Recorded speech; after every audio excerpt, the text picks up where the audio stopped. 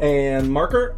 Yo, I saw, dudes. It's your boy, BulletPrfGatsby, back at it once again. And as is tradition, no edits in this thing. As is tradition, we are doing another year in review for 2023 this time. I'm super excited for this. Now, what these YouTube videos have become over the years is more of a referential piece. On my Twitch stream, I do not do spoilers, so this is my chance once a year really to really dive into spoilers. So not every movie, I won't spoil every movie just for the sake of spoiling, but I will not hesitate to go into spoilers.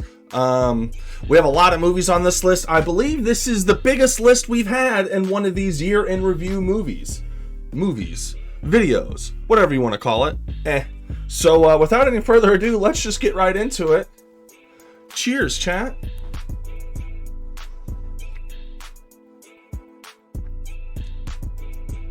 Oh! Okay.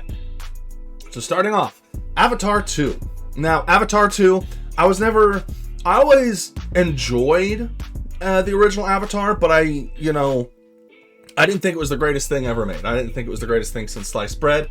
So, Avatar 2, when it came out, I see the 3.5 hour runtime or however long it is. Like, it's a long runtime, and it feels like a very long movie.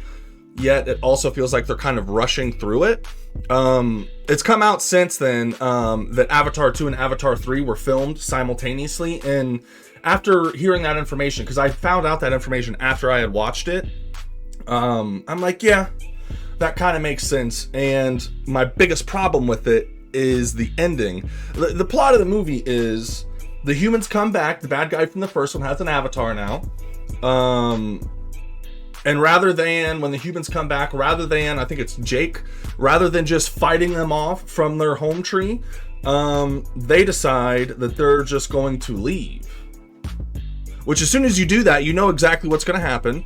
He's gonna mess up the home tree. They're gonna be like, he's not here, we exiled him, and then he's gonna go find them and start messing up the people wherever Jake went to. Which is exactly what happens, because Jake goes to the water tribes, and the water tribes, well, I did think it was kind of cool. You kind of know what's going on. There are these new people coming into a new land, so the kids are getting picked on, this and that. Nobody really wants to welcome them per se. So there's like that, there's that disconnect or whatever.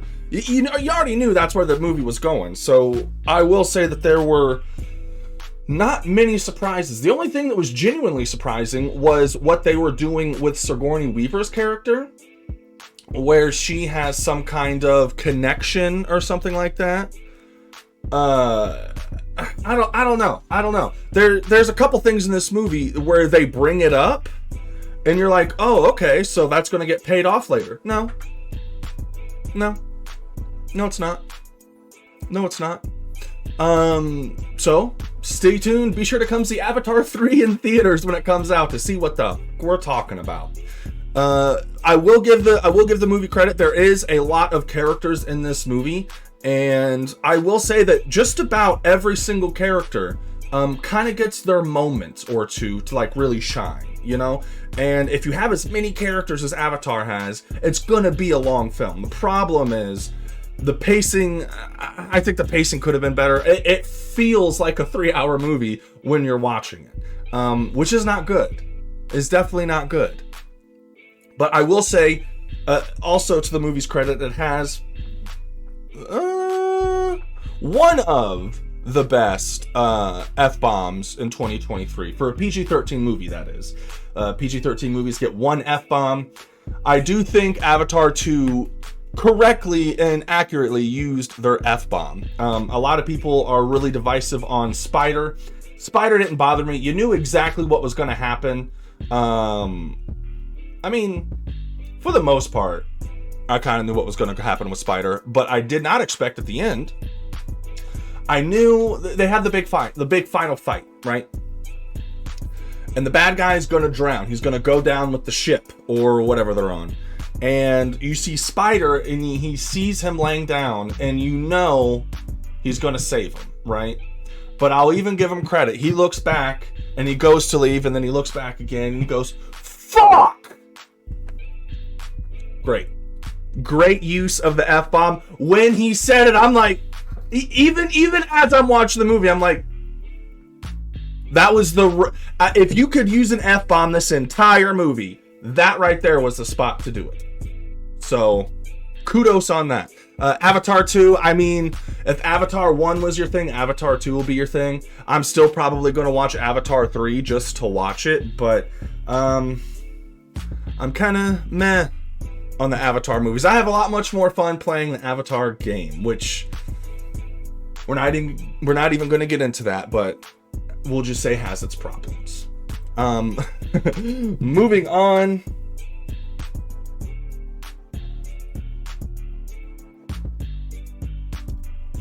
Moving on to Cocaine Bear. We have another spooky movie. Well, I don't even know what you consider Cocaine Bear. I guess a slasher? I don't even know how to properly categorize Cocaine Bear, but I will give Cocaine Bear credit. If you want a bloody good time, you're gonna get a bloody good time. And I'll give the film credit. There are characters that we only see on screen for 5 minutes, maybe even less. And how much you like these characters just in the short amount of time that you see them. I hats off to that, because you had me caring about a character that I literally just met, and I'm like, oh man, I hope this fucking guy doesn't die or whatever. You know, I'll give the movie credit for that. There are a lot of the one guy from TikTok is on it, the guy that does with the big stash. He was funny. This is a really funny movie when it comes to slashers. This is a really funny movie. It is also Ray Liotta's last film. He's been in better films.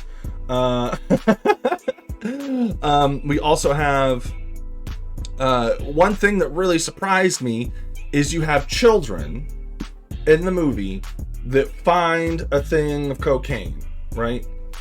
And they actually do the cocaine. I couldn't believe it. I was like jaw on the floor. It takes a lot for a movie to stun me. That actually stunned me. I could not believe that they actually showed children doing cocaine in a movie. I couldn't believe it. So another thing that I actually kind of have a problem with is some of the editing is a little weird, and even though there is a lot of bloody kills, when it comes to screen time, the Cocaine Bear doesn't get that much screen time. But I guess it's, it plays on the whole fact of, less is more. When you do see the bear, it's fucking crazy, and wow, but one of the things it does is, spoilers, you meet someone and they're like, all right, let's go find the Cocaine Bear. And then then it goes to the next scene, and that whole group is walking, but one of them is missing, and they're all like sad or whatever, and they're like, yeah, it really sucks that dude just died. And then it flashes back to dude getting eaten, which happened like right after the one scene that they were introduced. And it's like, why wouldn't you just let that play out? Why would I don't know, it confused me, but whatever. Cocaine Bear, it is a bloody good time. It's not going to win any awards or anything, but you'll laugh, you'll cringe. That's what I want from a good spooky movie, or a good slasher, whever you want to call it. I'm not sure.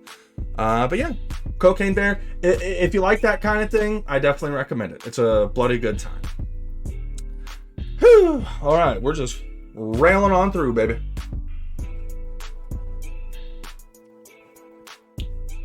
So Scream 6.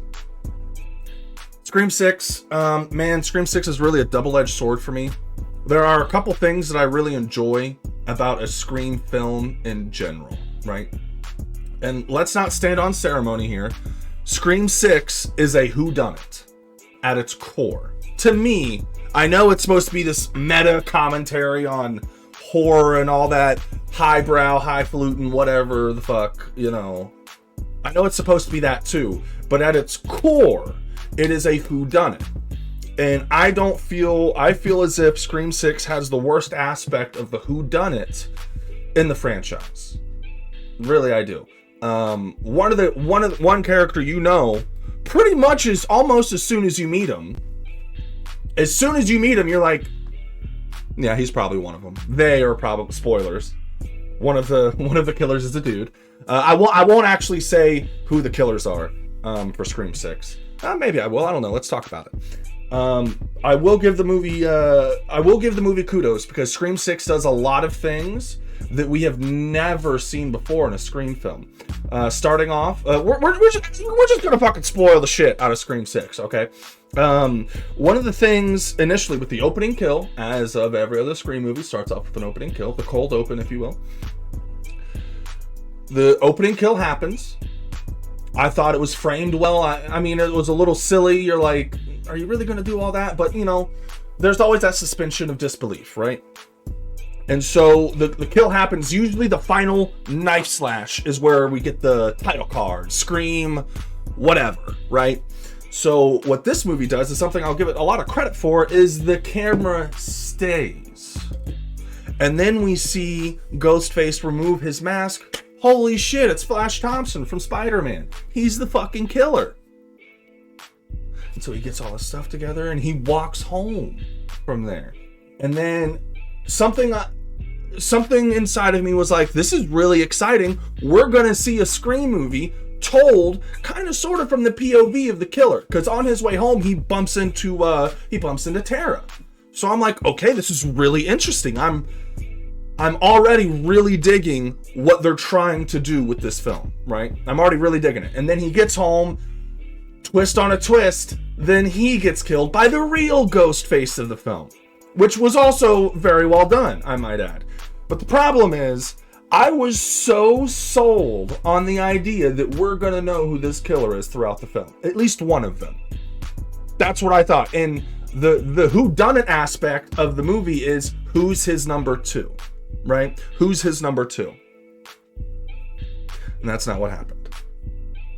But that's fine. I still take the movie as what it is. And I will say this movie is actually really funny. It did make me laugh several times. We have a couple returning characters, of course, the core four from Scream 5. And we also have Gale Weathers returning once again. You can't have... Well, you always say you couldn't have a Scream movie without Sidney Prescott, but here we are. I am kind of upset that Sidney Prescott isn't in it. Pay the woman what she's owed.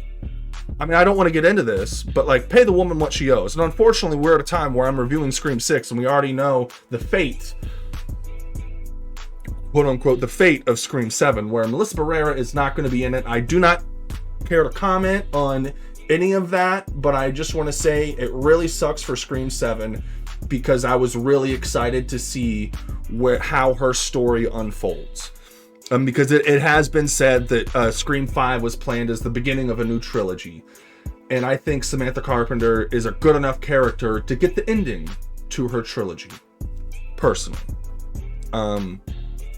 Then again, I've been disappointed by the third movie. We're not going to get into that either. But Scream 6, one of the other things that I thought was really well done is this... Just like every other Scream movie, it's really tense. I tell you what, if you like any of the fucking Scream movies, you're gonna like this Scream movie. Of course, it takes place in New York. I think the setting is used very well. The bodega scene where we see Ghostface with a fucking with a shotgun blowing people up and shit. Thought that was crazy. Thought that was great. I think there are a lot of really, really well done either killing scenes or chase scenes. It's a Scream movie and it is really good at tension, you know. One of the other scenes in the films, one of the other kills is, I mean, you already know someone's gonna fall or it's gonna break or something. They put the ladder from building to building and they're crawling across the ladder. And I tell you what, man, they got me with that scene. They got me. Danica, I believe her name is. You don't want to see her die because she's. As soon as you meet her, though, you're like, she's not a killer. She's gonna die. As soon as you see her, maybe she'll be one of the people that lives, but you already know, like, it's not looking too good for this girl because she's super sweet. She's super protective of her friends.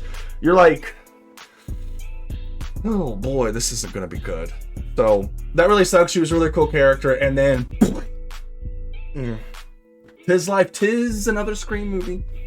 So then we get to the end and we see something, spoilers again, we see Chad get fucked on by two ghost faces at once, and they do the double knife wipe. Phenomenal. Beautiful, right? But unfortunately, the problem is those several scenes, which are small moments, are my favorite parts of the film, where usually that's not the case, right? The killer reveals, whatever. I didn't hate it. Some people hated it. I like the concept of the ghost face shrine. I really thought that was a really nifty idea. I thought it's one of the greatest locations in all of Scream history. The problem is, Scream is known for effing up a character and them actually not dying, right? Not as bad as Halloween. We cannot talk about Halloween. We're not going to talk about Halloween. Yeah, so some characters can't survive, but I mean, when they do the double knife wipe, they use this kid as a fucking pin cushion. He got stabbed at least 30 times. They're just like two people at once, and you're just like, yeah, that guy's like, no, there's no fucking way that guy survives that. But Corvair, you could say that about Dewey. Dewey only ever got stabbed less than 10 times. Anytime he's gotten stabbed, as well as Kirby got stabbed twice and she survived. Oh yeah, Kirby comes back in this film. Hayden Panettiere, anytime she wants to be in another movie, I'm right there for you, girl. Anyway, I thought Hayden Panettiere, I thought she did a great job.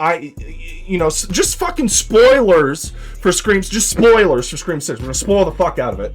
They actually had me, and I'll give the film credit, they actually had me for a moment. I thought, is Kirby one of these killers? She's not, but the film actually had me going for a second. I actually had to ask myself, no. Well, no. Kirby's not one of the killers. So, I'll give the movie credit. Unfortunately, like I said, one of the killers, you knew who he was pretty much right off the rip. The other... Spoilers, the other two killers, there's 3 killers in this one. 3. Again, I think that's really cool. You're hitting new ground that Scream has never hit before, and I appreciate that. The problem is, Quinn, one of the people we thought died earlier, that, because they call the cops and say, hey, Quinn, the police chief's daughter, just got fucking skewered. And then the police chief comes in, and they're like, oh yeah, I just swapped the bodies real quick. What?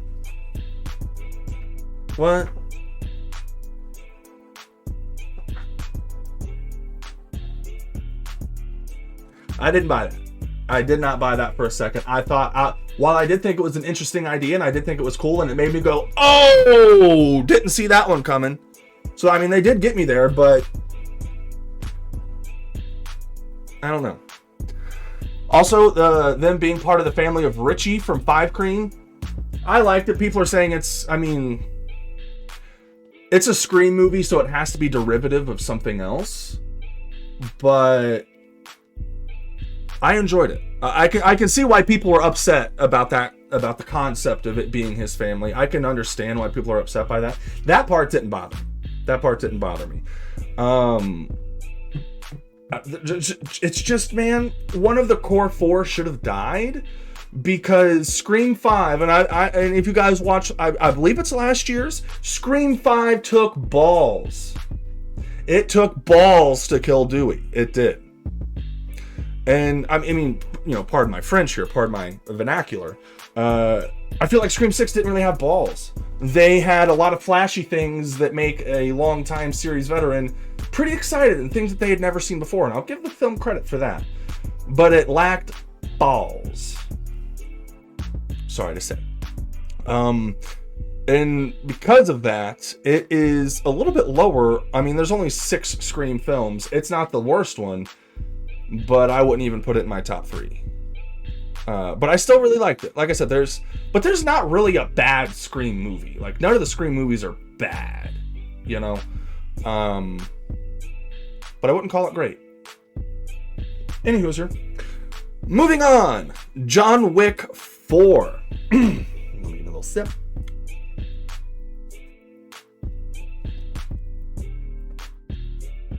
John Wick 4. So, kind of the same thing John Wick 4, unfortunately, I feel like is a series of diminishing returns. The first John Wick, phenomenal. The second John Wick was really good. The third John Wick was really good. And I think John Wick 4 is also really good. But the level of really good is just, you know? One thing I gotta say about John Wick 4 is it does not need to be 3 hours, okay? So, let me set this up for you. You see John Wick, he grabs a pair of nunchucks. You see John Wick using nunchucks, right? It's really cool. And he has a bunch of different moves and stuff. Really cool. And he's fucking people up with these nunchucks for 5 minutes. And you're like, okay, it's a pretty cool nunchuck scene. And then the next wave of enemies comes in. And then you come to find out this nunchuck scene is 20 minutes long. And you're like, we achieved everything that needed to be achieved in that first 5 minutes of this action scene. Now, don't get me wrong. If you just want I don't even want to say it, murder prawn, I guess, then you're definitely going to get your money's worth, because that's what John Wick has devolved into. I will say that, like, the scenery of this film, not only are you in Japan, but you're also in Europe as well. Beautiful scenery. Beautiful scenery. It's a very beautiful movie. There's a couple different moments in this film where I'm like, that's a desktop background right there, especially when he's in Japan at the beginning. The Japan section's an hour long. There's several moments throughout the film you're like, that is beautiful. That is a desktop background. So I'll give them that for the cinematography wise. Beautiful. Of course, Keanu Reeves killing it once again. He does great. All the action is top tier action. It just starts to feel, I don't even know the word for it, but by the end of it, I'm like, that could have ended 5 minutes earlier. You know what I mean? Maybe that's just me. How did you guys feel about it? Let me know down in the comments below. How'd you feel about John Wick, about that aspect of it? Of course, spoilers for John Wick. I mean, like I said, we're probably going to get into spoilers for almost all of these. But, you know. John Wick 4, man. I can't remember Donnie Yen's name, but Donnie Yen is a blind assassin. And at the beginning of the movie, in the Japan section, they actually care to let the audience know, how is a blind man, a blind assassin? Because don't forget, everybody we see in this movie that is fighting is an assassin. Or a mercenary for an assassin. These aren't just fucking grunts. This isn't just some dude slinging coke on the side of the road that's like, oh yeah, let me pull my gat out while I'm at it. No. All these people are trained professionals. All of them, right? So then, at first, they care to let the audience know, how is Donnie Yen able, being a blind man, able to kill all these people? And at first, the movie lets us know. He has these little, like sonar things, or whatever the fuck, that he's placing all around. And so when it goes off, he knows that person's right there. Bam. Makes perfect sense. Because as soon as I hear that he's blind, I'm like, you know, what the fuck? Because he's essentially playing the same character he played in Rogue One. So at first, when he has the little sonar things, I buy it. I can buy it completely, right? Then, after the Japan section, they just don't care. They're like, yeah, he's blind, he's an assassin, he's badass. He can just be shooting people and lopping off heads, whatever, fuck it, you know? And that's unfortunately the problem I have with John Wick, is they like, should we keep shooting for another month on this one action scene? And they're just like, yeah, fuck it, why not? That's how John Wick 4 feels to me, is everything in the kitchen sink, you know? And like I said, there's nothing inherently wrong with that, but it cheapens the action that you do have when you almost get tired of such a scene by the time it actually finishes. Another new character, but by the way, Donnie Yen always does great. Always does great.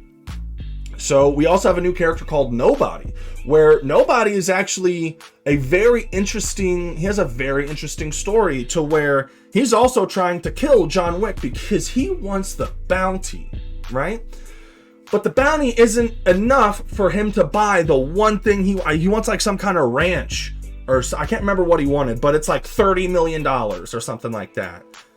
So he is actively saving John Wick so the bounty can go up even more, and then he can take out John Wick. So you actually have him, he's basically gatekeeping John Wick's life. He's like, you can't kill him, I'm going to be the one to kill him. And that is a very interesting angle and concept. I did actually really like the character of the Nobody. We also have the I can't think of his name, but we'll call him the Marquis. It's the Marquis something. One of the better scenes that I thought was really well done is he stabs Nobody in the hand, and he's like, now you can, what kind of man are you? Are you going to pull the knife out of your hand? Or are you going to pull your hand out of the knife? Which he pulls his hand out of the knife, and I thought that was really well done. Very simple, but like that got me just as much as anything else did. I'm like, oh boy. Which, by the way, if you were to do that to your hand, you're fucked. Like, you're not using that hand. But then again, it's John Wick. This dude's flying out of buildings, getting fucking crammed by cars, and then runs away afterwards. One of the best scenes in the movie, because it doesn't last super long, one of the best scenes in the movie is actually he goes to kill this Russian mobster. You know, the Russian guy is like he's a big, big dude, he's a big fat guy. So, he's like, they're in a casino, so he's like flipping cards this way and that way. And I did really enjoy his character. I didn't recognize him. I know now that it is Scott Adkison, which he was in a bunch of other movies when I was younger, like The Most Complete Fighter or whatever the fuck, some strong ass Russian motherfucker, I don't know. And I believe he was in the Expendables, one of the Expendables films as well. But as soon as I figured out who it was, I'm like, oh yeah, I recognize that guy. But when I first watched this movie, I had no idea who he was, right? So you have John Wick chasing the big boy, right? What is his name? Killa? You have John Wick chasing Killa, right? And you're like, as soon as he catches up to him, he's gonna, shank him a couple times, and he's done. He catches up to Killa, and Killa just throws a roundhouse kick out of nowhere. You have me sitting in this theater going, oh shit! You got me. You really, really got me. That's probably my favorite scene in the whole film. That, or you have another section it's Hotline Miami style, where it's a top-down view, and you have John Wick going through with the dragon's breath. It's money. It's money. That is a phenomenal scene.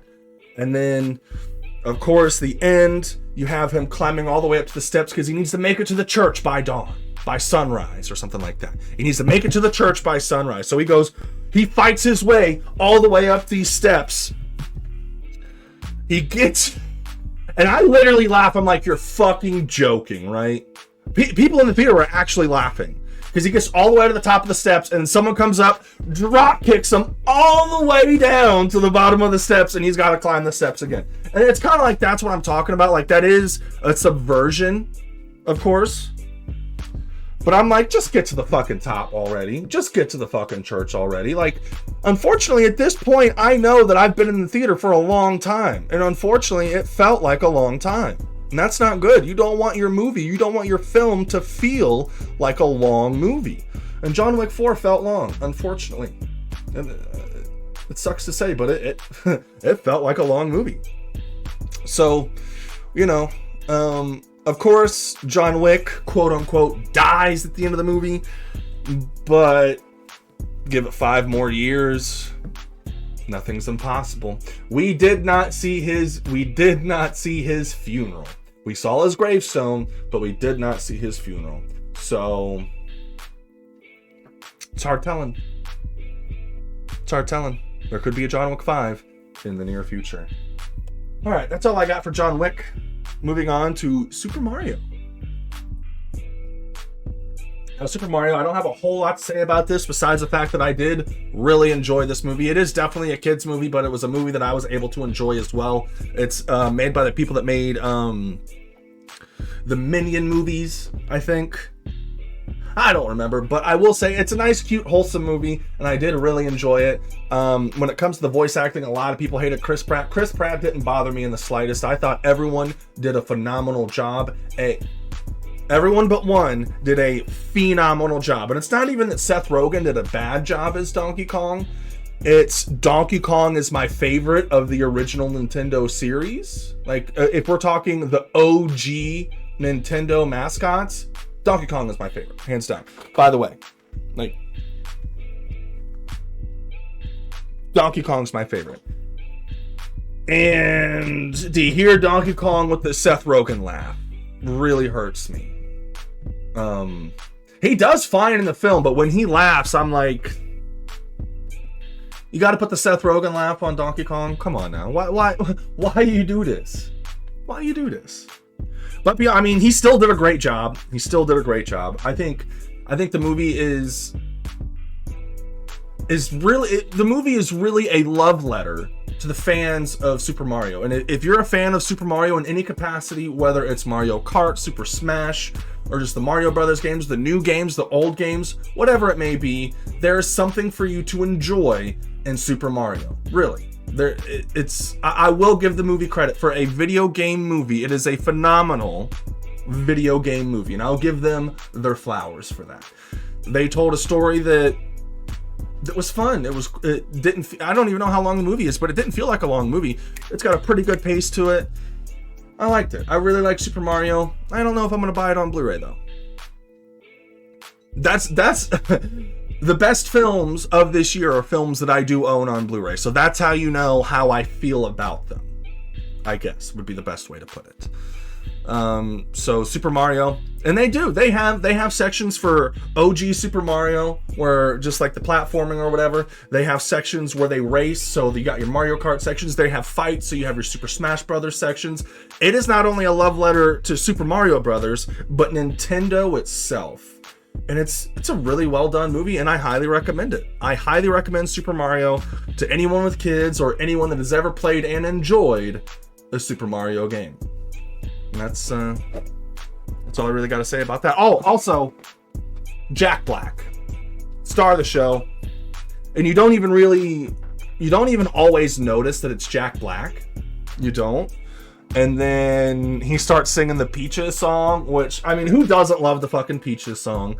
He starts singing, you're like, oh yeah, that's Jack Black. So I'll give them credit for that. It's a really funny, really wholesome, really cute movie. I definitely recommend it. Now, moving on to the exact opposite type of film. Evil Dead Rise. Now, for those of you that don't know, I'm a huge Evil Dead fan. Evil Dead, like when I was a kid, the original Evil Dead trilogy, which when I was younger, honestly, I think I'd only ever saw 2 and 3, and I didn't see the first one until I was a little bit older. But 2 and 3 were like kind of silly and zany or whatever, so I was allowed to watch those because they weren't strictly horror, I guess, because they deal with demons and the occult, and I wasn't allowed to watch and stuff like that. But that, I don't know. That's TMI. Anyway, no, we're not editing this. All right, we're gonna fucking try this again. All right, Evil Dead Rise and marker. So Evil Dead Rise is a new installment of the Evil Dead franchise, and Evil Dead has never really been a stickler for continuity. Evil Dead 2013 changes some things, and it's one of my favorite spooky movies of all time. So Evil Dead Rise had a very high bar.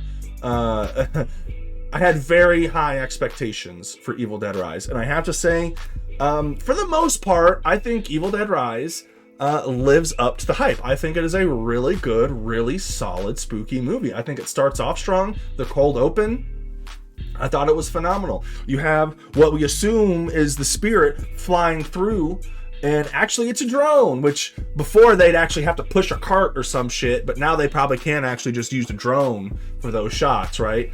So I did think that was pretty clever, and I did like that.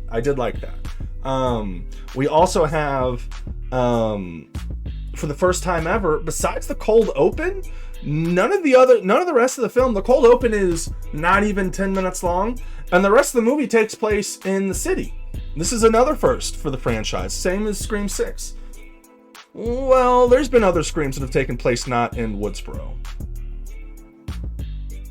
And I guess Army of Darkness took place in medieval times. You get what I'm saying, though. The nice city aspect where they are at the top of a derelict. You can derelict my balls, El Capitan. A derelict apartment building, and an earthquake happens, and the stairs are fucked. And you don't want to get into an elevator after an earthquake. So right there, they establish the oh fuck, we're stuck here aspect that Evil Dead really needs to have, right? So your main characters, I can't remember everybody's name, but you have Beth and Ellie, I believe. I can't remember which one's which. I think Ellie is the mom, Mommy Maggot, as she has been called, and one of the best Deadite depictions I believe we've seen in the franchise so far. Don't get me wrong, I still think Mia from Evil Dead 2013 is still top tier, still the gold medalist, but this girl gets the silver hands down. There's a lot much more of a familial aspect to this one, where all the other ones there have been maybe like a brother and sister or something, or a husband and wife or something like that, but this is a family. This is two sisters and the sisters' daughters, son and daughter, or the kids, right? So there's 3 kids, and I think Danny's the boy's name, and he goes, and when this earthquake happens, there's so many like little Easter eggs, by the way, because they go to get pizza. On the way back, it's Henrietta's pizza, which Henrietta is the doctor's wife from Evil Dead 1 and 2. So I think that's pretty, I thought that was pretty, like I said, there's a lot of like little keys to longtime fans. So he finds the book, he finds these records, and because of them being on hard times, they want to take the stuff and then try and sell it, try and pawn it off somewhere. I can understand that. You're with me so far, right? Because every other time, you're at a fucking cabin in the woods. Why are you touching any of this shit? Where in this office or this apartment building, it used to be a bank. So of course, you're down on your luck. You want to help your mother. Let me go see if I can't find anything valuable in this fucking bank vault. So that, I'll give the movie credit, is the most believable in the aspect of, here's the reason why I'm going to go down here and fuck around, right? Where, believe me, if I see a cabin in the woods and there's some like blood stains and shit on the ground, I'm like, well, this was fun. I'm going to go ahead and skedaddle, you know? So they find all this stuff. They release the evil, and the mother gets taken over, and she does such a phenomenal job. She's so creepy. She's so scary and makes me question some things, but she's great. She's great. Let's see here. Let me take a little sippy sip.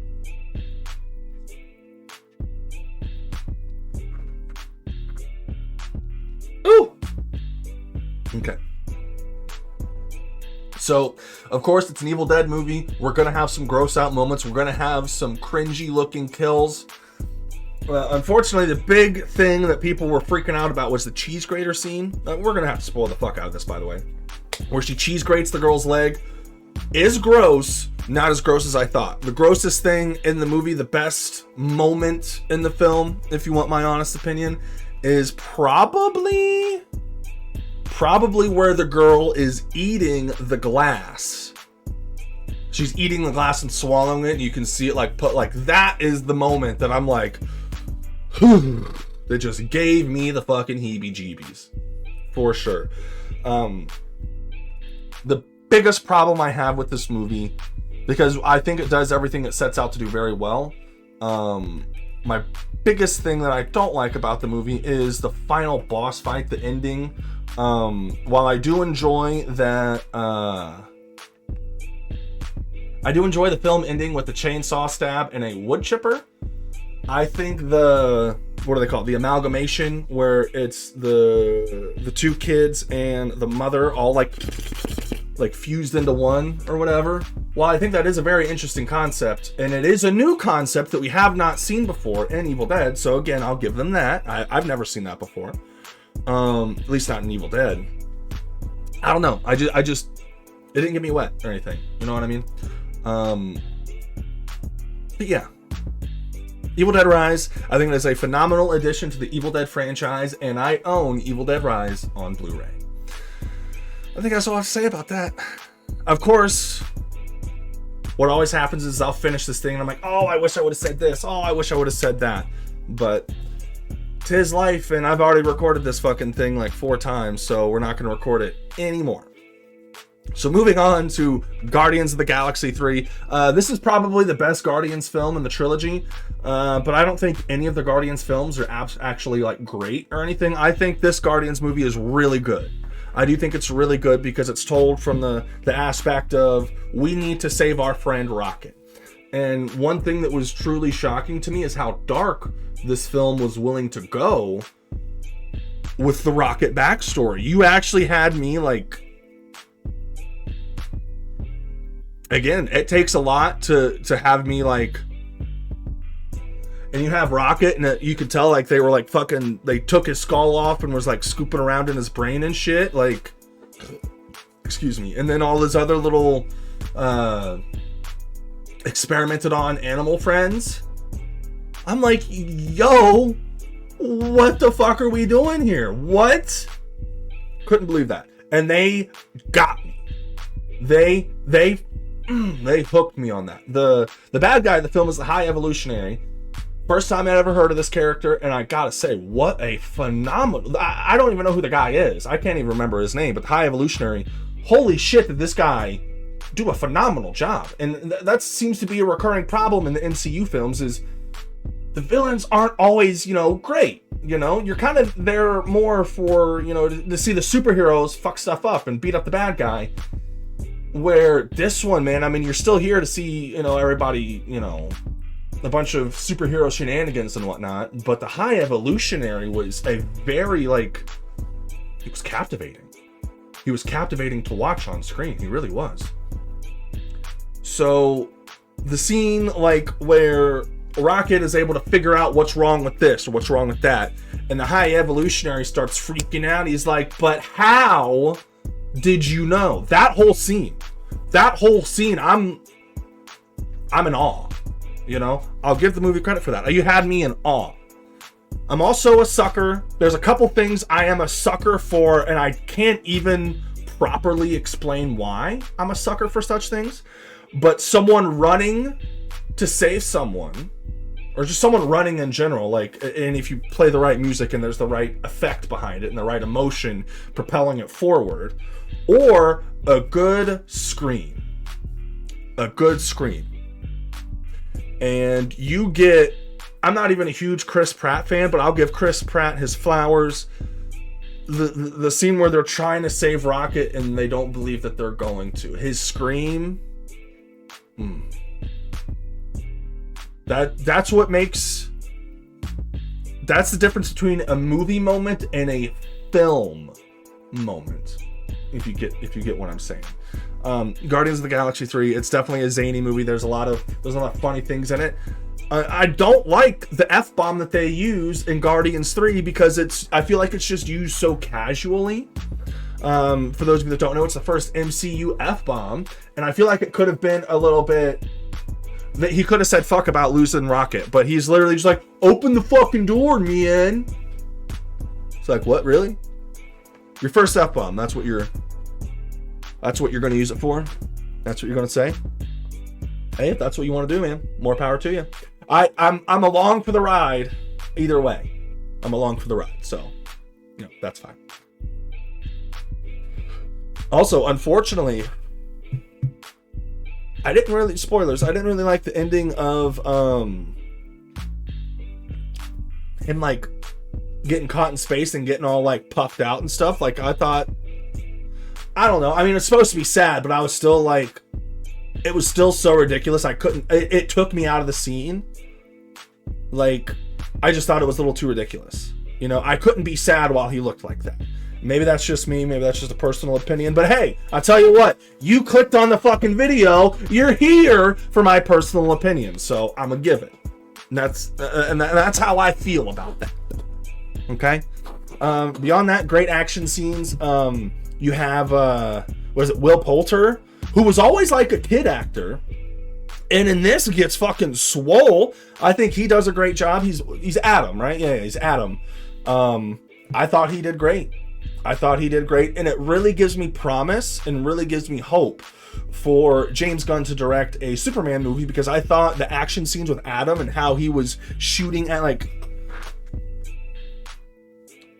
how Adam was handled in this movie. Yeah, I think that James Gunn can do a really compelling action scene with Superman when the time comes. So I'm excited for that. And no, I do not own Guardians on Blu-ray, but I do recommend it if you're an MCU fan, if you're a Guardians fan. Great trailer. One of the greater trailers, but like I said, it's because it has that scream in it. One of the better trailers in general. But I think that's all I got to say about Guardians 3. All right, so Talk to Me. Talk to Me, a very original spooky movie that I had never seen before. I mean, obviously I'd never seen before. I've never seen another movie quite like it. And I'll give the movie credit in the aspect of it is creepy. It is fucking creepy. Now, I there's really not a whole lot to go into spoilers besides just the basic plot breakdown of there's a hand. When you grab it, you say, "Talk to me," and then a spirit will appear and you can talk to it. And then you can say, "I let you in." And then the spirit inhabits your body and takes over your body. And after 90 seconds, you need to cut the connection, because if it lasts longer than 90 seconds, it is said that the spirits like to stick around.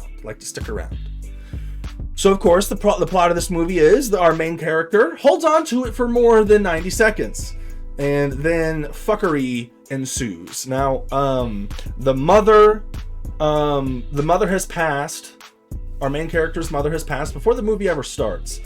And at first, she starts seeing her mother after she touches the hand. The ghost she initially sees is like a swamp monster or something. It looks like someone that had drowned. And so after that, after she lets go of the hand and she goes back home, she starts seeing her mother. And as the progression of the film goes, because one of the rules that is stated, the longer they stick around, the weaker they get. So it's her mother at first, and then the mother slowly starts to get like more and more wet, looking like she just got out of a fucking pool. So there's a lot of things and a lot of aspects of this movie that are genuinely creative. Genuinely creative, genuinely spooky movie that I had a blast with. It's only like an hour and a half, and I'll tell you what, I thought we were halfway through the movie. I even checked it. I'm like, oh, we're about halfway through this movie. No, this movie's almost over. This movie has got such good pacing that by the time it ended, I'm like, out of all these movies, you won't hear me say it a whole lot. I wish it was longer. I wish we got more spooks. I wish we got more scares. I thought it was phenomenal. I was really impressed by Talk to Me. I don't want to say a whole lot more about it because it is sort of an underground film, and I do want people to go watch it, and I do recommend Talk to Me. It's genuinely unsettling. It's genuinely a good spooky movie. That's all I have to say about Talk to Me. Oh! Okay, so moving on to SpiderMan, man. Alright, so Spider-Man 2, Across the Spider-Verse. We're going to go ahead and have to spoil this one a little bit right off the bat. The fundamental problem with Spider-Man Across the Spider-Verse is they should have put part 1. Because the movie's going and then it just ends. And I'll give this film credit. It's a 2.5 hour movie. At the end of this movie, I'm like, you're going to end it there? The problem is it doesn't feel like there's that much left to tell. It doesn't feel like there's another 2.5 hour film behind it to finish it. But that's how they wanted to do it. I'll give this movie credit. It has a lot of really good Spider-Man moments. A lot of good wink, wink, nudge, nudges for Spider-Man fans. But the movie... Well, okay, so look. So the movie starts out, and it's basically what have our characters been doing since the events of the first Spider-Verse movie. And so we start off with Gwen Stacy's, with Spider-Gwen.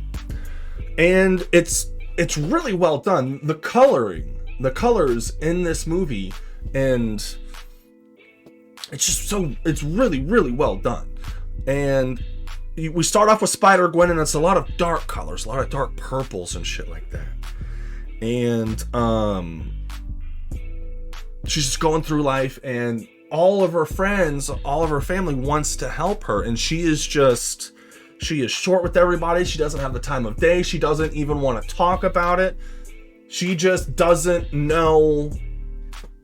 There is a void in her life since this first Spider-Verse movie. And I think that's very well done. And one of the best scenes in the movie happens, this is the first 10 minutes of the movie. One of the best scenes is it's all dark purple, and her father, Captain Stacy, I guess, wants to catch Spider-Gwen because Spider-Gwen kills Peter Parker in that universe, because Peter Parker became the Lizard, I believe. So he's all gung-ho about fuck Spider-Man, we're gonna fucking get Spider-Man. Little does he know that his daughter's Spider-Man. So of course their exchange is, awkward and like, this and that, and I think it's extremely well done to where her father, he says, he doesn't want to fight, he doesn't want to do all this, and he says, I know you're probably a little too punk rock for this, to give your old man a hug. And as soon as he says hug,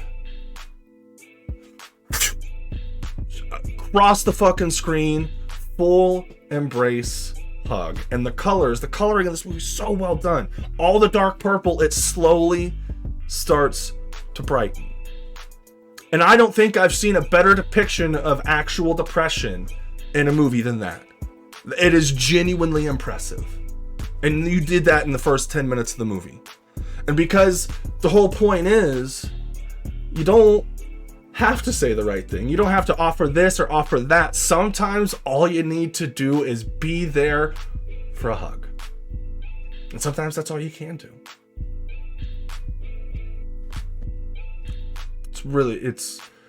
It's a really powerful scene. That as soon as I saw it like, I'm watching this movie and I got choked up from it. Like, I shit you not, this is a really good scene.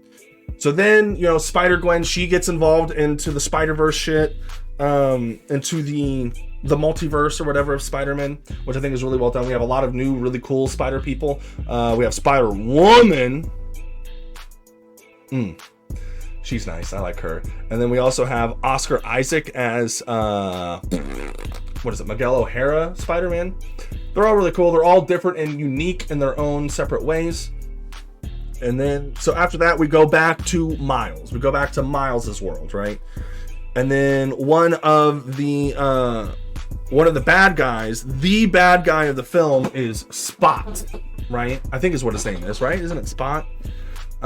Starts off, it's really silly. He doesn't really know how to use his powers, and all he wants to be is Spider-Man's arch nemesis, right?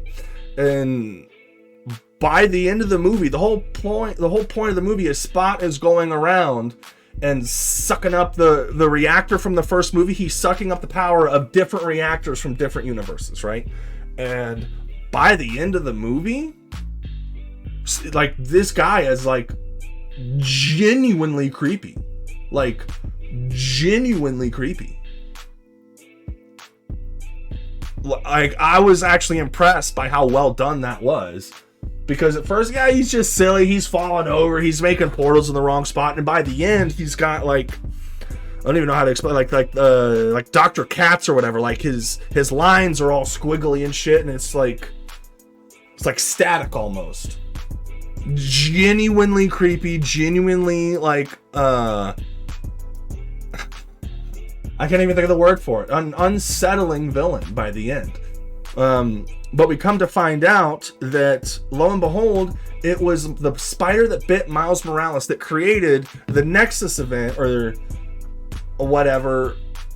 I don't know, it's been a minute since I've seen the movie. But essentially, once Miles gets connected to everything else, they save another Spider-Man, the Hindu Spider-Man's dad or his girlfriend's dad or something like that. And that was a canon event. And because he stopped that, shit's getting all fucky. So come to find out, there's a canon event in Miles' life where his dad needs to die. Where Spot, or I keep calling him Spot. I think his name's Spot. I can't remember. But Spot's supposed to kill Miles' dad. And the problem of the film is, while there's not technically a bad guy, like Spot is the bad guy, but it kind of angles it to where maybe Miguel O'Hara's kind of the bad guy too. No. He's trying to save not only the universe, the multiverse, right? And so you can understand what Miguel O'Hara, why he is trying to stop Miles from saving his father. He's like, your father needs to die in this timeline. It needs to happen. The problem is, in the Hindu or the Indian Spider-Man, forgive me for if I'm not accurately representing that. He saves the Indian guy. All the other Spider-Men come, and it seems like they have it under control, and it is fixable. If that whole universe just got wiped right then and there, then I believe it. Then I'm all the way with you, Miguel O'Hara. But the problem is, you already show that it is capable of being fixed. So while I agree with Miguel O'Hara, I don't necessarily see why Miguel's dad has to die. If you literally save his dad, which is I think what will end up happening, he'll save his dad, but all the Spider-Men are right there, right off the bat, immediately trying to fix this Nexus point or Nexus event. I can't remember what everything's called, but yeah. Across the Spider-Verse, a phenomenal Spider-Man movie. It's funny, it's silly. One thing I do have a problem with, though, like I said at the beginning, it takes depression and mental health very seriously. And then, halfway through the movie, while Miles is running away from all the other Spider-Mans, you have one Spider-Man in a therapist chair talking to a therapist Spider-Man, and then he's like all upset or whatever, and then you have the therapist Spider-Man, let me guess, your Uncle Ben died. And while I get it was just a gag, and I understand that it was just a joke, how are you going to, in the same film, so accurately represent and take such delicate care of what depression looks like at the beginning of the film, and then kind of take the piss out of it right there? How are you going to do that? And like I said, it's only for a second. They don't dwell on it or anything. It's supposed to just be a quick, goofy gag, because then Miles and 100 other Spider-Man come crashing through the wall or whatever. But you actually had me stop for a second, like, really? Really gonna do that? Okay. But a phenomenal Spider-Man movie. I cannot wait to see Spider-Man SpiderVerse 3. I don't even know what it'll be called. And I will buy the SpiderVerse trilogy when it is out on the Blu-ray pack, because I have the Spider-Man trilogy for Tobey, for Andrew, and now for Tom Holland. And I will get the Spider-Man trilogy for Miles. And I am actually excited for it. I do think they're phenomenal films. I think that's all I really have to say about Spider-Man 2. Like I said, we could talk about the cliffhanger, but that feels like something that the cliffhanger, it's better talked about in the next movie to see how it's set up, or to see how it's paid off. Which I will say, they got me on the twist, but we'll leave that for a year in review for 2024. All right, so moving on. Take a second. You know what? We're at an hour and we're not even halfway, but I've recorded this thing 3-4 fucking times. This is just gonna have to be a long fucking video, chat. I'm sorry. It's just gonna have to be a long video.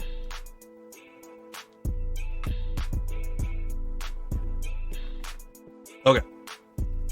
Woo! Okay. Moving on to probably one of my favorite films of 2023, The Flash. The Flash is a very divisive film. And let me go ahead and start off by talking about The Flash by shitting on it a little bit. The Flash is cringy at times. It's overly cheesy at times. The CGI is dog shit. The CGI is like, I've seen better graphics on my PS3 You know, Metal Gear Solid 4 is better looking than any of the CGI in this film. But Metal Gear Solid 4, even for a PS3 game, was a beautiful game. It's neither here nor there. And there are inconsistencies and incongruities with how anytime you have a time travel movie, sometimes things don't work.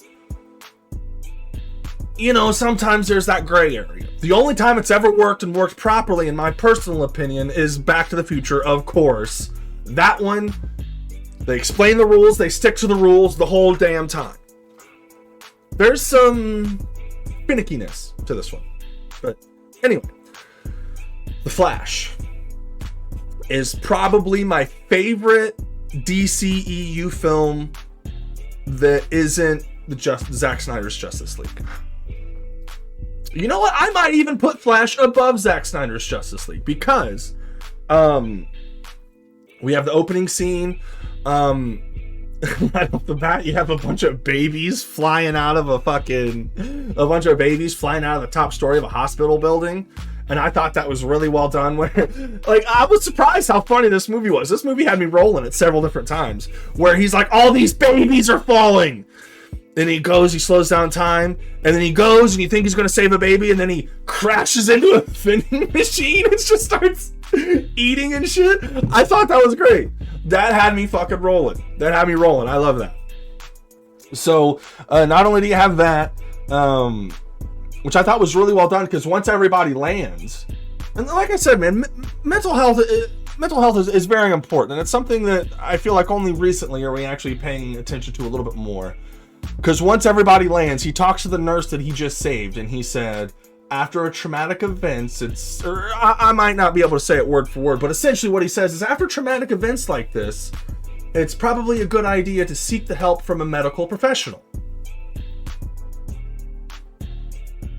I know it's just a throwaway line. You know, I get that it's just a throwaway line. That's not nothing, though. I find that very important. And I'm happy that they would say something like that, you know? So then from there, basically, the Flash gets super reminiscent about missing his mom. And he realizes that when he gets sad, he realizes he runs so fast. In Zack Snyder's Justice League, he's able to turn back time a couple seconds, right? Where in this, he goes back to earlier in the day, right? So he goes back more than just a couple seconds, right? So then, you know, he's trying to save his dad. His dad, they finally got this piece of evidence that could acquit his father, could set his father free. His father never looks up on the security cam footage. He never looks up. So the security cam footage is practically useless, right? So then he has the idea of a can of tomatoes. All of this over a can of tomatoes, and it clicks for him, right? Also, before we move on, I do want to say he goes to get him and Iris a beer, phases through the wall, grabs some beers, phases back, goes to open his beer, and it's just like, psh! I was really impressed by how funny this movie was without, like I said, sometimes it does get cringy, but you know, anyway. He realizes that if he just moves the can of tomatoes, his life would be altered completely. And even Bruce Wayne tells him before he decides to do it that our scars make us us, which I think is a very powerful statement. I mean, you are talking to fucking Batman, who would not be Batman, who would probably be an asshole. Well, let's not get too far into that. But he would not be someone that's for the greater good like that, you know? Had things in his life been played out a little differently. So then, once he goes back into time, he saves everything, but something knocks him out of the Chrono Bowl, I think is what they call it, right? Something knocks him out of the Chrono Bowl. He's back to when he was 18 years old, right? And so at this point, this Flash, this Barry Allen, does not have his powers and is a completely different person from top to bottom. And Ezra Miller could be, you know, like, I don't want to get into, like, Ezra Miller personally. Like, the guy could be a fucking dick. He sells it in this movie because there are two different Barry Allens he has to play the whole movie, and I bought it. It's the same character, but two completely different characters, right? So he wants young Barry to get his powers, right? So he goes to get Barry his powers, but old Barry loses his powers in the process. I didn't see that coming. So that actually threw me for a whirl. I ain't even gonna lie to you, Chad. I ain't even gonna fucking lie to you. That threw me for a fucking whirl. So then, because of that, we kind of get our pseudo origin story of the Flash. Because by the time we meet the Flash in Justice League in general, he's already well developed and well established. And now we get to see how Flash reacts, how Barry Allen reacts when he initially gets his powers. So you have old Barry phasing through shit. So young Barry, when he gets his powers, he wants to start phasing through shit. So he phases through the floor. It's up naked. He's like, yeah, I just, what's her face now? We gotta move, probably. And then, on top of that, one of the best scenes, something I think is really well done. We talked about Back to the Future a little bit earlier. The movie really loves to reference Back to the Future because it's Eric Stoltz in Back to the Future, not Michael J. Fox. And so you have this guy in his underwear showing off his Eric Stoltz tattoo, and he's like, that tattoo's upside down. He's like, is it? And then he throws his leg up. I loved it. I don't know. Shit like that, dude. I thought I was rolling. This movie had me fucking rolling. And then, in case you guys were unaware, in case you guys didn't know, it's your first time around. If you didn't know, I'm a huge Batman fan. Huge Batman fan. Shocker, I know. To see Michael Keaton back in the cape and cowl once again. And then, not only that, the Russian, they go to find Superman because Zod is coming to attack.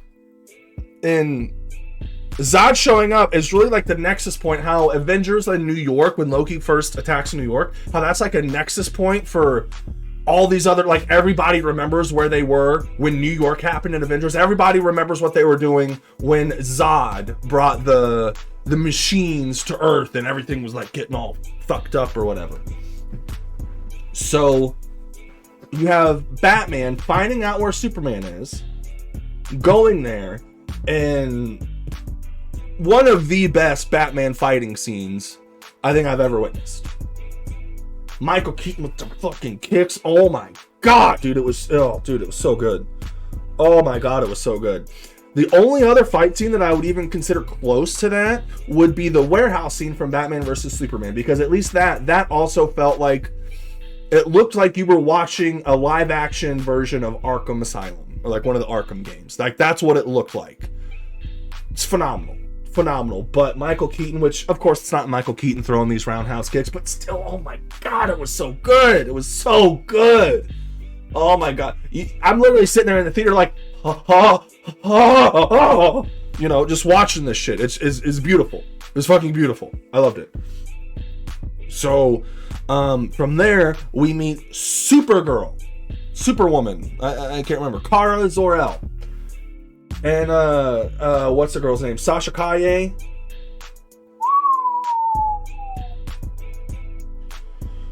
Hope to see her in some more movies, and I'll just leave it as that. I hope to see her in some more stuff. So, the problem now, though, is we get to the final battle where they're going to stop Zod. Right? And no matter what they do or how they try and do it differently, you have Supergirl and Batman, and therefore the world dies to Zod today. Which is kind of fucked up.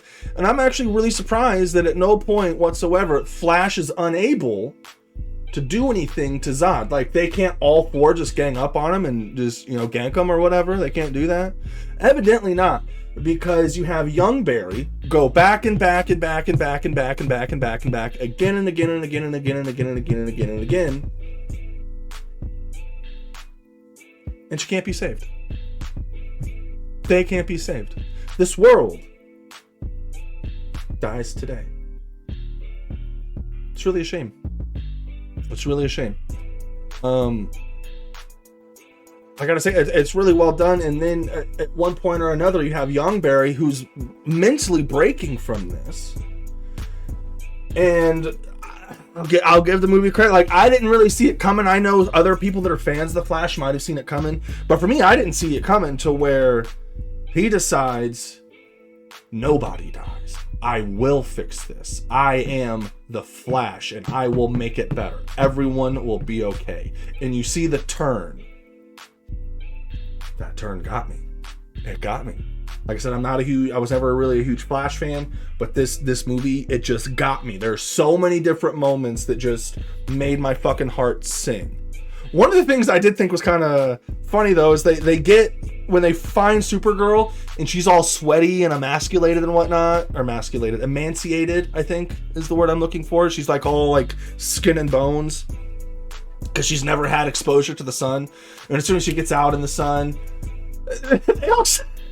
and speaking of which, when they first get Kara out and, you know, she finally gets to see the sun and she finally starts beating people up and whatnot, and you have Barry just kind of trying to avoid getting because he don't have the superpowers yet. You see him trying to like run away or something, and he gets in the way. It gets in between Batman and another bad guy, and Batman just decks him. And they don't linger on it. They don't really say anything about it. But it's like, if you get in the way of Batman while he's throwing hands, you might catch one, and he caught one. And I don't know. That's something I was really able to enjoy. I'm not gonna lie.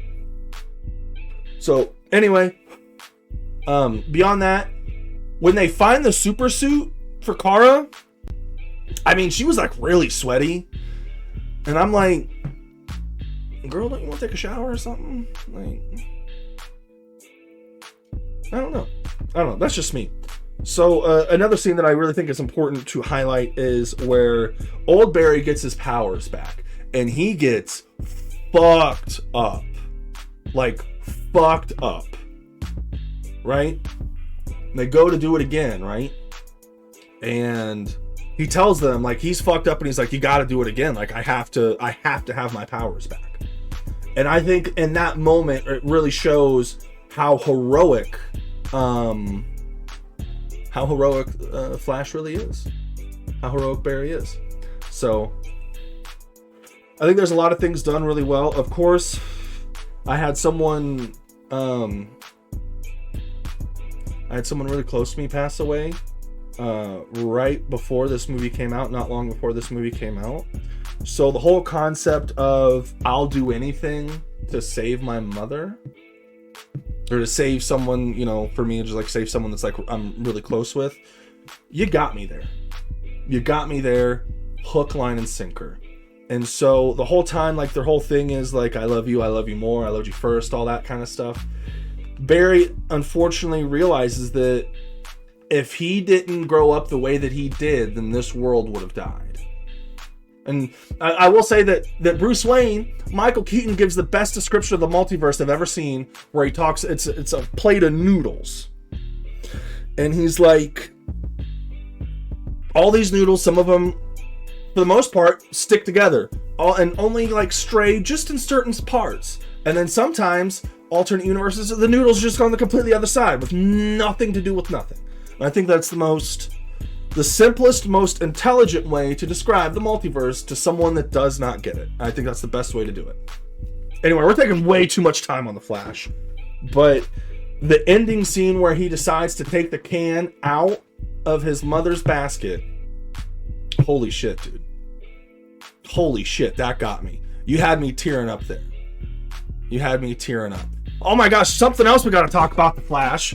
Before that, when the Flash keeps going back and forth or whatever, and then the universes start to split. Some people hated this, but we got to see Christopher Reeve Superman. We got to see Adam West Batman. And then we get to see Nicolas Cage Superman fighting a giant spider. Now, as someone who's been a Kevin Smith fan for a really long time, I remember that. I remember this. I remember when Superman Lives was originally supposed to come out. I remember hearing in one of his like stand-up speaking things or whatever Kevin Smith did, he talks about how he was the writer for Superman Lives, right? And how Nicolas Cage was going to be Superman, and the producer of the film wanted Superman to fight a giant spider. For some reason. Wanted them to fight a giant spider. You know, and he makes that joke or whatever, and he's like, yeah, that guy's freaking crazy. And then that guy goes on to produce Wild Wild West. And at the end of Wild Wild West, there's a giant mechanical spider that comes in out of nowhere. Like, where did that come from? Like, I remember that movie when I was a kid, and I thought that was cool, but it's like, thinking about it now, where the fuck did that giant spider... Like, they had some high-tech shit in the movie. Where the fuck did that giant mechanical spider come? It came from that producer, because he didn't get to make his Superman movie with Superman fighting a spider, so then he made a Western with a giant steampunk fucking spider. So knowing all that, when I saw Nicolas Cage fight a giant spider, I'm like, this movie's fucking genius. This movie, 10 out of 10, fucking genius. And then, man, I'm spending a lot of time on Flash. We need to move it along. I don't even want to look how long this video is. So at the end of the movie, the Flash's fix for all of this is the can of tomatoes that his dad needs that he reached on the bottom shelf to grab. He put all those cans of tomatoes on the top shelf. So his dad does look up, and the security cam does see his face, and his father is therefore acquitted because his alibi holds water. And so you have Barry walk outside, cheering, hooting and hollering or whatever, excited that he did it.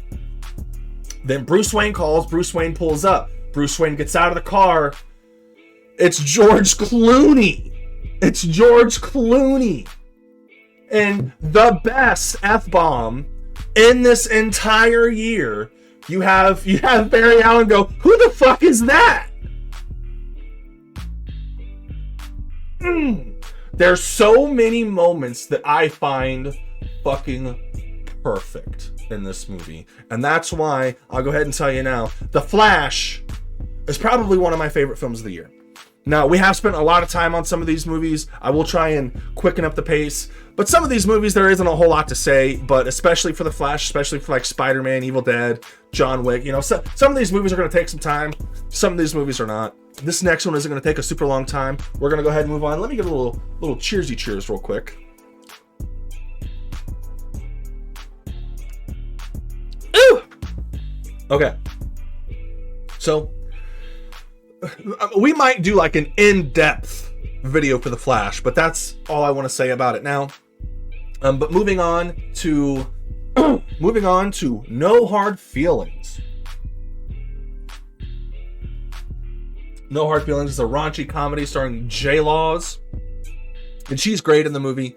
It's a really funny movie. She's a very interesting character, and the concept itself of someone needing a car and dating someone's son to get a car, that is true. And they filled in the rest of it. Same with Cocaine Bear. They had a true story and they filled in the rest, right? They had one thing like the Cocaine Bear part, that part happened, fill in the rest, right? Same with No Hard Feelings. That Craigslist ad of, we'll give you this fucking car if you date our son, right? So, while it is a raunchy comedy, very much the effect of like American Pie and stuff like that, you actually have, which surprised me, a very heartfelt movie that actually gets kind of serious and kind of sad. More than I ever thought that it would. And believe it or not, Jennifer Lawrence, you don't get to see people get nominated for Oscars, or not even Oscars, but get nominated for awards through a comedy. And while the movie is very funny, very silly, cringy at times, and you're like, oh my god, I can't believe this is happening. One scene that I think is really well done, and if she got an award, if she got nominated for anything, it's because of one scene and one scene alone. Where the boy decides to play, because Maneater is a song that keeps playing throughout the entire film. It's very resonant to her as a character because she, in fact, is the Maneater. And she realizes that when the boy is playing Maneater, like an acoustic, not acoustic version, but he's playing it on piano, and he starts singing it. And as soon as he gets up to play the piano, you know this is either going to be really funny or like really sweet. You know it, like it's going to be one or the other. And as he's singing Maneater, you see her actually realize that she is the Maneater. And that it was really well done. It was really well done. And even watching it, and you can see her going from being proud of this boy to, oh fuck, is that me? And she has gotten nominated, and that is why. That scene especially. No hard feelings. There's really no spoilers to get into. It's a, like I said, it's a American Pie type film with some, with some crude humor. It's a raunchy movie, and it's a fun time. I do definitely recommend it if you're just looking for something kind of silly, something that's. I thought No Hard Feelings. I was laughing my ass off the whole time. I ain't even gonna lie to you. But No Hard Feelings, I highly recommend it. And I believe it's on Netflix right now, so go check it out. So moving on.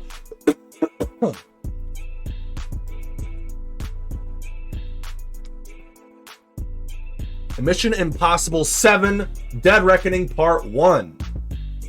Now, while Mission Impossible Fallout is one of the best action movies, Dead Reckoning is also a phenomenal film. I don't think it's the best Mission Impossible movie. And I know some people have the reservations about Tom Cruise, but if you don't have a problem with Tom Cruise, you need to watch Dead Reckoning, because Dead Reckoning is a phenomenal action movie.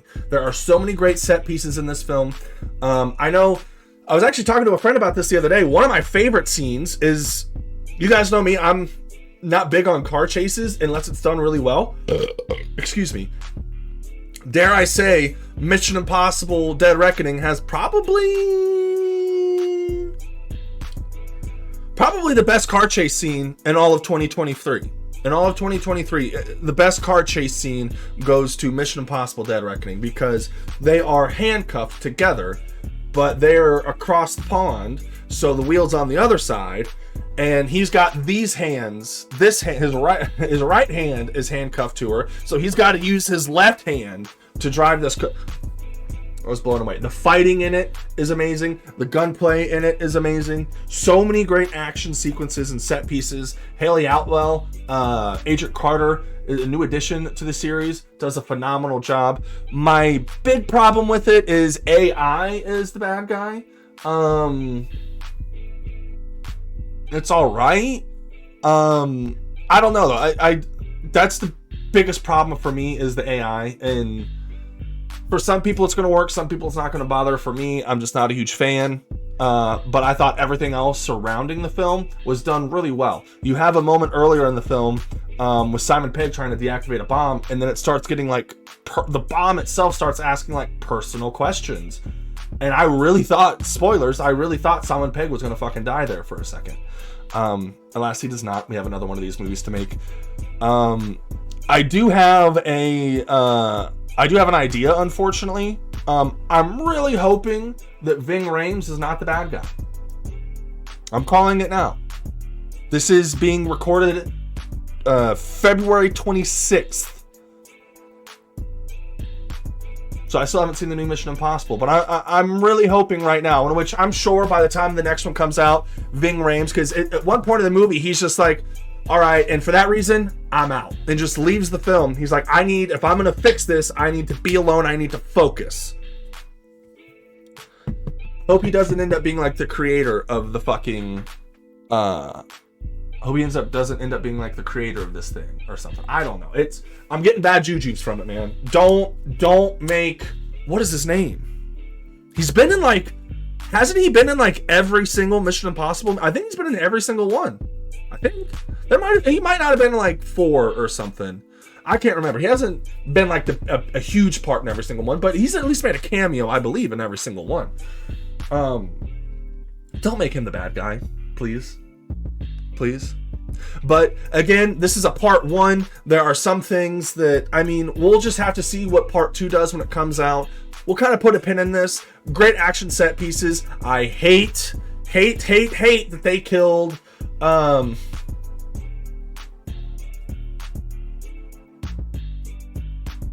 my god, Faust, Eliza Faust, maybe Rebecca Ferguson is her name.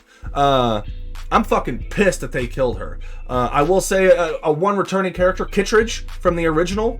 That guy was only ever in the original.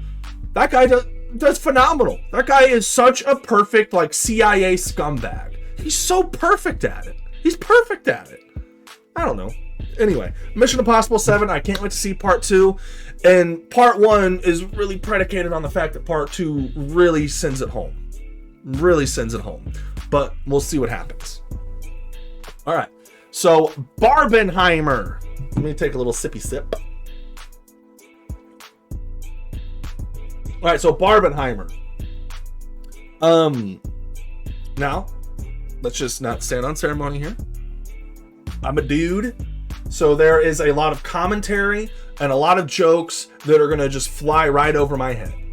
Right? Let's just not stand on ceremony here. There are things that are said or things that are done that I'm just not going to understand or get or appreciate. But I will say that Barbie, I thought, was actually a really fun, really wholesome movie. And the whole point of the film is your two main characters. The whole point is self-identification. Who the fuck am I? What do I stand for? And where do we go from here? And that is a concept that I think everybody, male or female, can get behind. And I was really surprised by how silly and how funny this movie is. I'm surprised. I'm actually shocked Mattel was actually cool with some of the shit that they did and some of the shit that they said. I'm actually really surprised by that. That Mattel was able to... I don't know how they did it. I really don't know. I guess Barbie dolls or something. I guess the sales are going down. So Mattel's like, I don't know. Fuck it. Just do whatever. Make the movie. We don't care. Just get the fucking movie made. I was really surprised Mattel was able to take the kind of shots that they took in that movie. This movie, it's so wholesome. I think it's a really well done movie. And like I said, there are things that I thought were a little strange. But like I said, as a dude, this movie wasn't particularly made for me, but I was still able to find enjoyment out of it. I'll tell you that. There are a lot of, like, you have the one girl giving like a monologue of what it means to be a woman, and not being a woman, that monologue is something that I never had even considered. There are things that are brought up, I'm like, huh? That's something I never would have thought about, you know? Barbie, just because it's a Barbie movie and you're a dude, Barbie's worth watching at least once just to see what all the hype is about. I think it is a good enough film that it's able to stand on its own 2 feet as a fun, silly, incredibly wholesome film. So I think that's really all I have to say about Barbie. I liked it. I did not think I was going to like it. And I was actually pleasantly surprised. So cheers to Barbie.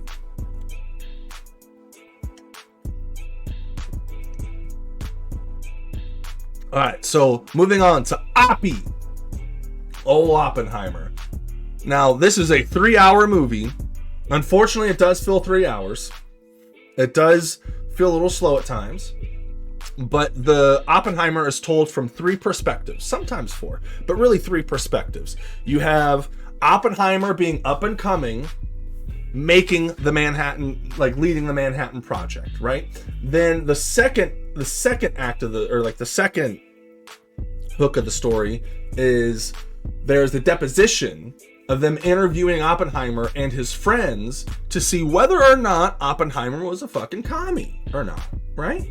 And then the third part, or the third aspect of the movie, because it bounces between all 3 from time to time, like the whole movie. The third part is Robert Downey Jr. trying to get on the board or whatever, so he can officially fuck Oppenheimer one last time, really, is what he's trying to do.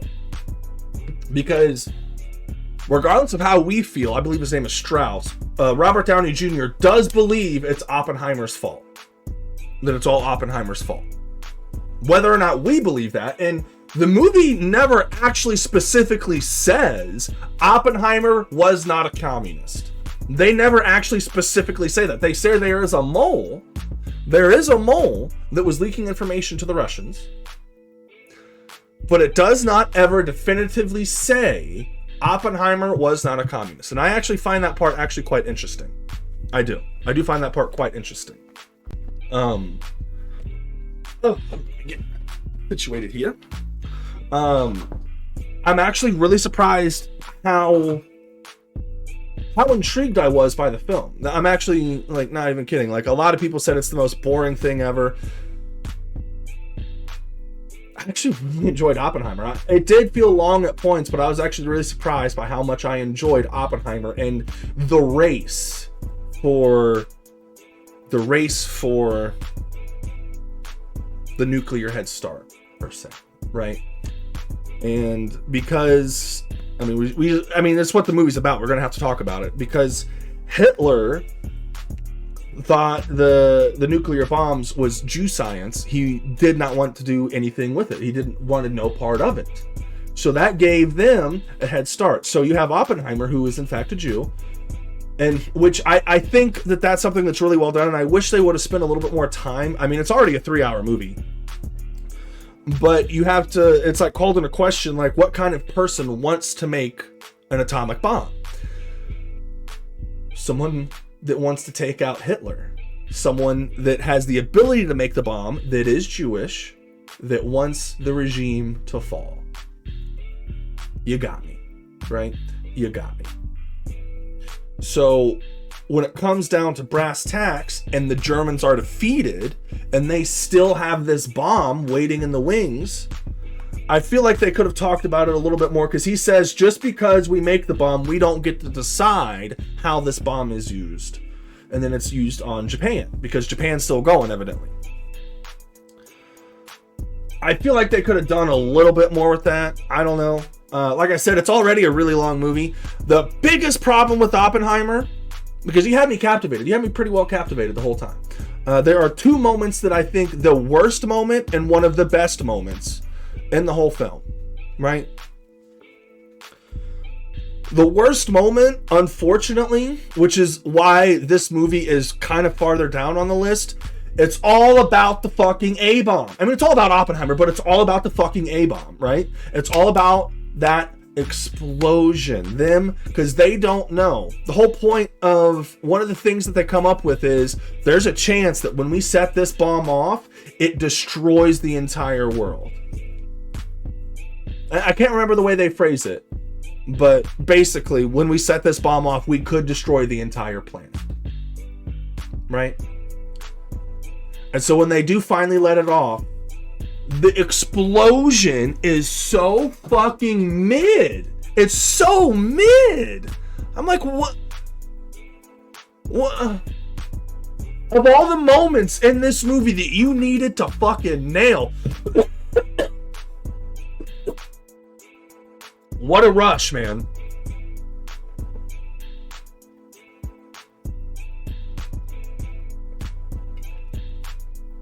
Woo. Of all the moments, you don't even have too many opportunities for your big set piece moment in Oppenheimer. You need to sink the shot when it comes to the explosion. And I thought the explosion fucking sucked. I ain't even gonna lie to you, chat. I thought the explosion fucking sucked. I really did. I was so let down by that explosion. And there's no other way to put it. I was severely let down by that explosion. I was really upset by that. So, anyway. So, going back to the concept of when they set this bomb off, they will destroy the world, right? And they play this scene where Oppenheimer talks to Einstein, and they do it in several different ways, but at the very end of the movie, we actually get to see what he says to Einstein. Because we don't know, right? And so he says, you know, hey, Einstein, you remember how we had the theory that if we were to set this bomb off, we would destroy the world? It's like, yeah, I remember. And Oppenheimer says, I think we succeeded. And you can just see the horror in Oppenheimer's eyes. Wow. This movie is extremely well done, and I'm just really let down by the explosion. But everything else, it's not a movie I'll probably will ever watch again, but you had me captivated through the commies, through this and that, and them making incremental, like, new discoveries and expansions of their science and stuff like that. I really enjoyed Oppenheimer. I did. I really did. And I recommend it. I recommend it. If it's something that even slightly interests you, I'd watch it. But that's all I gotta say about Oppenheimer. So moving on to The Meg 2. Now, The Meg 2, you know exactly what you're getting into when you watch a film like Meg 2. It's Jason Statham and a giant shark. Jason Statham roundhouse kicking giant megalodons and shit. I really don't even have much to say about The Meg, besides the fact that it was almost fucking infuriating. It almost got to the point of legitimately being infuriating of some of the stuff that they were doing. Like you just don't care anymore. It's just a monster movie. Like, usually, like, especially when we're talking like Godzilla movies and stuff, like, or monster movies in general, like, I'm not always like, who the fuck's really there for the human characters? But they do such dumb shit in the movie. It, like, I literally had to turn my brain off. And once I turned my brain off, I was actually still able to enjoy the film, not gonna lie. As a good, it's dumb fun. The Meg is dumb fun. I really don't even know what else to say about the fucking Meg, because, like, you know what you're getting into, and it's as bad as you think it's gonna be, but it's fun. It's a fun movie. It does not take itself seriously, like, at all. And there's some big monsters and some shark scenes and all kinds of stuff. The movie doesn't even really deserve to have, like, an in-depth analysis, honestly. Like, it's good. It's not good. It's just dumb. It's fucking dumb. Fun. That's the best way to put Meg 2. That's all I can even really say about it.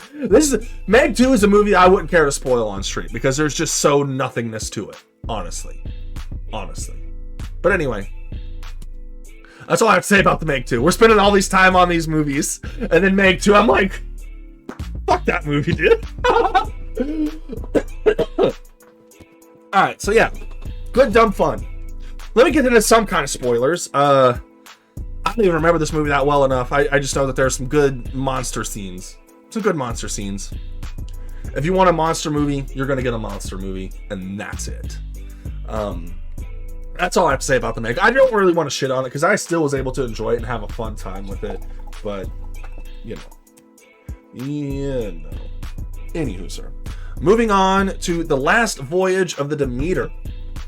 Now, I love me some spooky movies, and I thought that there was a lot of things that were done really well about The Last Voyage of the Demeter, right? Of course, we already kind of know how the movie ends, because this is a chapter in, or it's not a chapter, the captain's log is a chapter in Bram Stoker's Dracula, where Bram Stoker goes from Transylvania to Europe, right?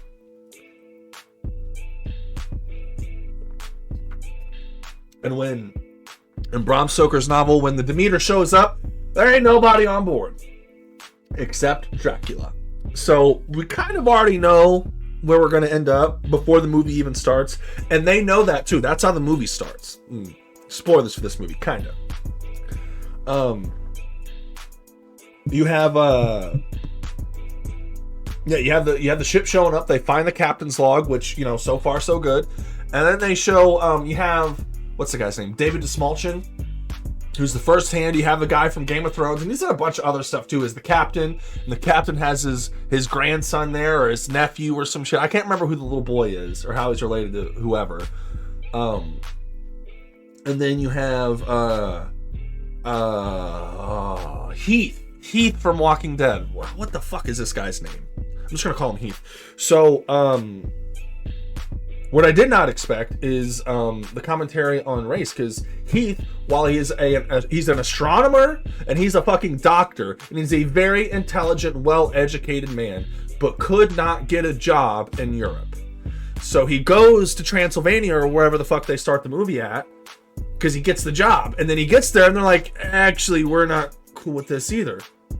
And you're like, fuck. So then he has to go back to Europe anyway. So then he hitches a ride on the Demeter, which even at first, they don't want to give him a ride because they look at him. He's like, you're an educated man. You have soft hands. Soft hands aren't going to make it very far on this ship. So then he goes and proves himself. He saves somebody. He saves... Did he save the little boy? He saves somebody. And so they're like, all right, fine, fuck it. You're allowed on board. So then... they get on board, they're shipping all these containers, right? And they find this woman in one of these containers. And I thought it was really well done. He's like, Heath goes to save the woman, and he's like, and everyone else is like giving him shit. We're like, I guess having a woman on board is like bad jujubes or something. He's like, you're either gonna help me or you're just gonna be in my way. Whatever you're gonna be, figure it out right now. Like, either get the fuck out of my way or start helping me. But decide. It's one or the other, and you need to decide right now. There's a lot of good moments about the film that I think really good character moments. And I think, going back to David Dastmalchian, man, I just love David Dastmalchian. I'm just so excited anytime I see him in a movie. I've never seen a performance of his that I didn't think was absolutely phenomenal. And I cannot wait. Speaking of David Dastmalchian, this will be on the year in review for next year, because I'm going to fucking watch Late Night with the Devil with David Dastmalchian, and I cannot wait to see this movie. I cannot wait to see this movie. But the further, anyway, back to Demeter. It really sucks, because the more and more Heath talks and the more you find out more about his character, is how wholesome of a character he is, how much education means to him, how much astrology means to him. Just an all-around just a fucking great guy all the way around that just wants to be there for the greater good, but will not be given the time of day because of the time period it takes place in, which is the 1800s or 1700s or something like that, which was a very different time back then, unfortunately. And so he has that aspect of almost needing to prove himself, and he proves himself in this film time and time and time and time again. And then once Dracula comes out and starts fucking up people, I'll give the movie credit in that I don't believe Dracula ever becomes human at any point in the movie. He is a monster the whole movie. The whole movie he is like, or whatever the fuck, you know what I mean? So then while I think the movie does a really good job of making spooky scenes at night, the question still remains, what the fuck? Like, you know there's a monster on board. You found a woman in one of these crates. You have. There's a monster on board fucking killing people. What are you doing during the day? How are you not searching every single one of these crates during the day? I mean, it's definitely a movie you can poke holes in, but without a shadow of a doubt, sometimes you just kind of have to turn your brain off a little bit. And if you just want a good monster movie, a good Dracula movie, a good vampire movie that's spooky, that has ambiance, because the whole time the ship is always making noises and shit, it's a very well done spooky movie. And I highly recommend it if you want to watch a spooky movie, if you want to watch a vampire movie, if you want to watch a Dracula movie, I highly recommend it. Last Voyage of the Demeter. When it goes on streaming, fucking watch it, dude. Cheers to Last Voyage of the Demeter. Alright. So moving on to Gran Turismo. Now, Gran Turismo, I watched it just because I'm a PlayStation guy, you know, like Gran Turismo, that's in-house. I definitely want to support the film. I want to do this and that. I want to give this movie at least, I feel like it at least deserves my attention. And I was unaware how much I actually was really going to like this film. It's set up as your classic sports movie where you have someone that's got the goods. What is this guy's name? Jan. Oh my god, I think it's Jan. The real guy's name is Archie. Archie Madekwe? I don't know if I'm going to say that right, but I'm just going to call him Archie. Or Jan. I think it's Jan. Jan Martinborough is his name. Right. Which is a real character. This is based on a true story. So it's the whole, you have someone that's got the goods that nobody believes in. And he has to fight tooth and nail to prove that he does, in fact, have the goods. There's really not a whole lot to say spoiler-wise for Gran Turismo. It's a really well-done movie. I really liked it. I was actually really surprised by how much I enjoyed it. Of course, it has Hopper as the grizzled captain.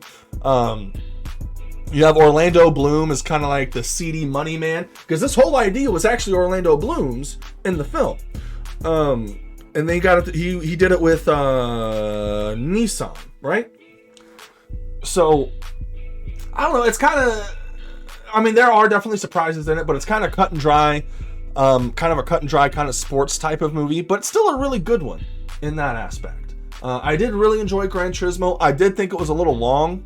It didn't have to be as long as it was. It did feel long, unfortunately. But you were rooting for this kid so hard, and yeah, you really want this kid to win. And at first, Hopper doesn't want any of them to win, and then over time he slowly softens, and it's super fucking wholesome to see. And then by the end, like, his dad finally accepts him for doing what he loves, and is like, I'm proud that you stuck to your guns. It's a textbook sports movie basically, but it's still a really good sports movie, and I highly recommend it if you're at all into any types of movies like that, and if you haven't seen one in a while, because I haven't seen a sports movie like that since I was a fucking kid, honestly. And Gran Turismo, I was actually impressed. Like I said, it doesn't do anything, it doesn't reinvent the wheel, but I really liked it, and I thought it was good. I think that's all I have to say about it. I think Archie Madekwe, who I had never seen before, I thought he did great in the movie, because it does ask a little bit of him, where he's got to be hopeful, he's got to be sad, he's got to be this, and he's got to be that. And Archie Madekwe plays a very different role here coming up, and we'll talk about that when we get to it. But moving on, we're going to Blue Beetle. Now, Blue Beetle, man, I really like Cobra Kai, and I really like Miguel from Cobra Kai.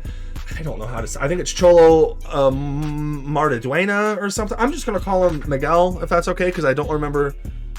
Jaime, I think his name, which every time they said Jaime, I just thought of Hyman or Heine. So we're going to call him Miguel, if you guys don't mind. But Blue Beetle, it's a movie that I actually went in really wanting to like. But for one reason or another, like, I don't know. I just wasn't really digging it.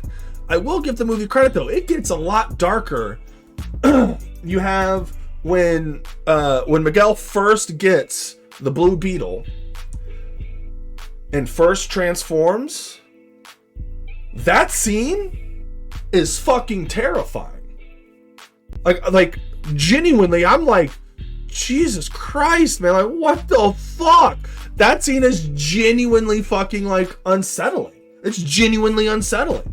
And then, you know, all the escapades or whatever happens, but that when he first transforms, I'm like, holy shit. And then from there, it's, I don't know, over the years, man, George Lopez, I just didn't like George Lopez's character. Don't call fucking Batman a fascist, pussy. Big Batman fan. I don't know if you guys knew that. Don't talk shit about Batman. Don't do that. Don't do that. Don't do that. Don't do that. Don't do that. Why'd you do that? Why'd you do that? Why do you gotta take shots? Why do we gotta take shots? Why can't you just be good on your own and not have to take, you don't need to take shots at someone else and knock someone else down a peg for you to stand tall. You can stand tall shoulder to shoulder with everyone else without fucking knocking them down.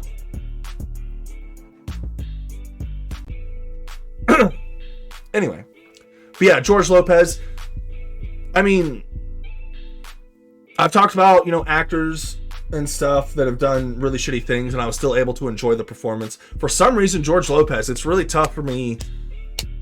I don't know, man. George Lopez is one that's tough for me over the years, because I loved him when I was a kid, but the older you get and you find out just for years and years and years and years and years, some of the stuff that he's done. That's neither here nor there, though. That doesn't have anything to do with the movie itself. I'm just saying that I didn't like George Lopez's character in it. I thought it was, I don't know. I just couldn't get into George Lopez in the movie. I really couldn't.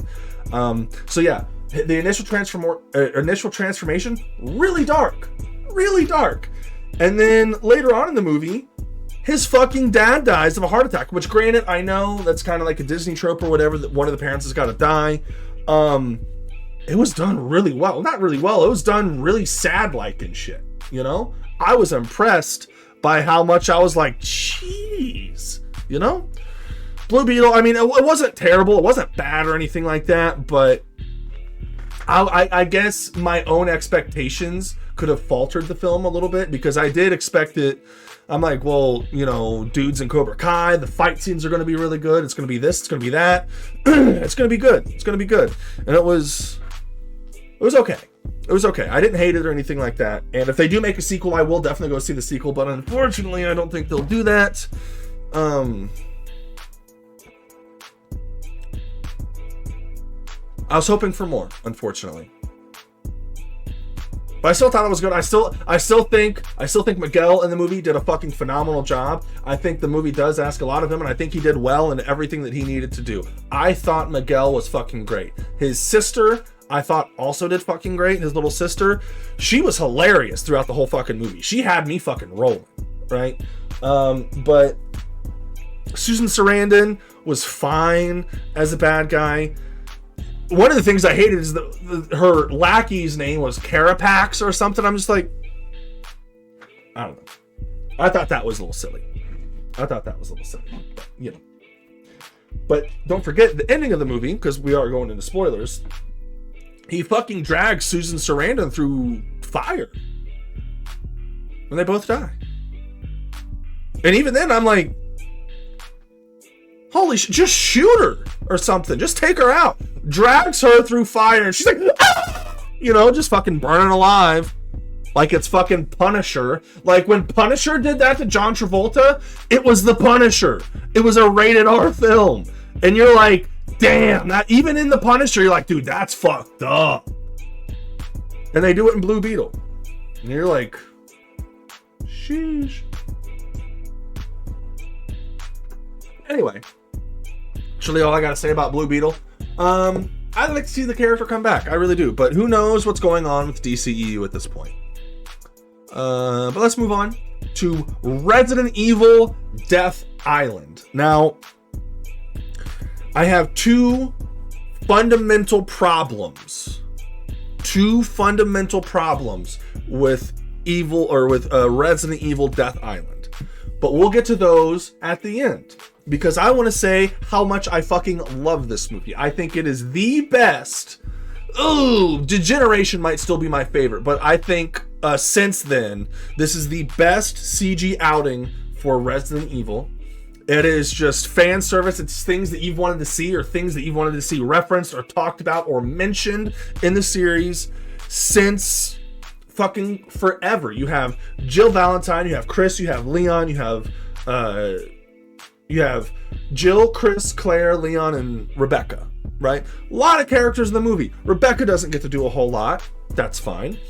Claire, unfortunately, doesn't get to do a whole lot. That's fine. This movie, without a shadow of a doubt, is Jill's movie. This will be the first time canonically that we've seen Jill since Resident Evil 5. So there are a lot of things I think it does really well. I think the action scenes are really fucking good. I think this and that is really fucking good. The moment to moment is really fucking good. The zombie fighting, I think it is a top tier Resident Evil movie. You get to see Jill and Leon even kind of duke it out for a second, and then they end up working together, of course. Even the bad guy I find really fucking compelling, because the whole time the bad guy has a revolver and he's doing it, and he's playing Russian roulette by himself, running it solo. And you have, because there are two types of bad guys in a Resident Evil game. You either have an Umbrella evil suit, someone that's a suit for Umbrella, or an Umbrella-like company that's just fucking evil. You'll have that guy. Or you'll have someone that has been fucked over by said person, by Umbrella or one of these people, and is like, you know what? Fuck that. They should not be able to get away with that. And then that's their arc or whatever. That's why they're a bad guy. And so this, of course, is the latter. We have someone that was there for the initial outbreak of Raccoon City who had to kill all of his fucking friends, including his fucking best friend, who he was getting ready to go on vacation with. Had to fucking kill his best friend. And that is done so well that I just think it's done really well. I just think the bad guy is done really well. His whole why he is the way that he is. You know, I thought it was phenomenal. I really liked it. I thought it was captivating. And he himself was willing to take himself out because he didn't even believe 100% in what he was doing. He just wanted to get back at some motherfuckers. And he needed guinea pigs to test his shit before he went on and got the big cheese. The big cheeses of all these companies or whatever. He needed to test it out on people. And that's exactly what he did. So while I think all of that is great, I really like the villain. I really like all of the characters in it. Obviously, I think all the characters in it get their own moments, and it is done really well, and it is good action and good set pieces. There are three things actually, unfortunately. Three things I fundamentally have a problem for. One, which, like I said, before I even say this, I loved the movie, and I can look past these things, but I can't deny that they bug the shit out of me. One, you have the infection starting by a mosquito bite, and once they are infected, they cannot infect anybody else. When they bite someone, they die. Which I assume is what he would have wanted to happen to his friend, where he just died and he didn't have to kill his friend. So even then I can kind of understand it, but I didn't like that part. I didn't like that. So then you have some people that get bit by one of these mosquitoes and turn just like that. Turn instantly. And then everyone but Jill gets bit. Everyone but Jill and Rebecca gets bit. All the main characters. And they're all fucked up for like 45 minutes. And you're like, are you even going to explain that? No, you're not going to? Okay, that's full. That's cool. So that's number two. And number three, where they're like, all right, a dude becomes this huge monster or whatever the shit. And I'm sure biologically, I'm not a fucking scientist, but they're like, what we need to do is get all these little mosquitoes to bite him, and it will overload him with the T-virus and kill him. What?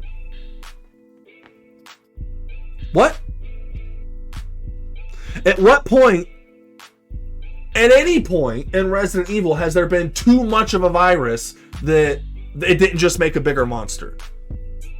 Maybe more unstable, sure, but always makes a bigger monster. And that was their plan. I thought that out of all of them, that I thought was I was literally like, what? What? The fuck are you talking about, dude? Literally. Whatever. That's what the movie did. But whatever. It'd be like that sometimes. But beyond that, beyond those three things, Death Island, it was a fucking pleasure to watch Death Island. I do own it on Blu-ray. It is right here, the Steelbook edition. And I will watch that movie again. I actually literally just rewatched it the other day, just for this. Because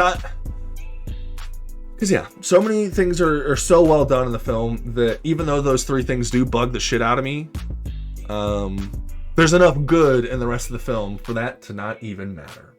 Well, not ruin it, at least. But that's all I have to say about Resident Evil Death Island. Let's move on to A Haunting in Venice. Cheers, chat.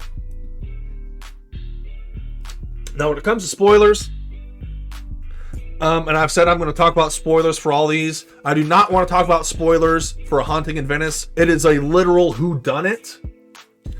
And it wasn't super popular, but it's a Hercule Poirot movie, which is basically the French Sherlock Holmes.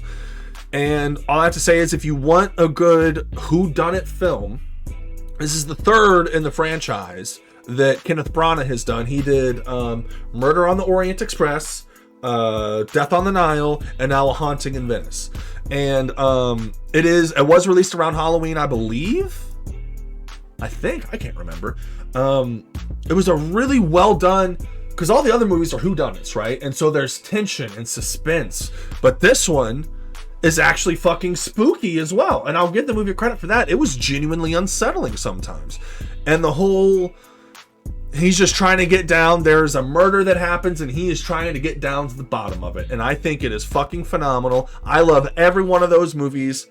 And I highly recommend it. If you're a fan of all whodunit, you used to watch fucking Scooby-Doo, fucking watch Haunting in Venice. I highly recommend it.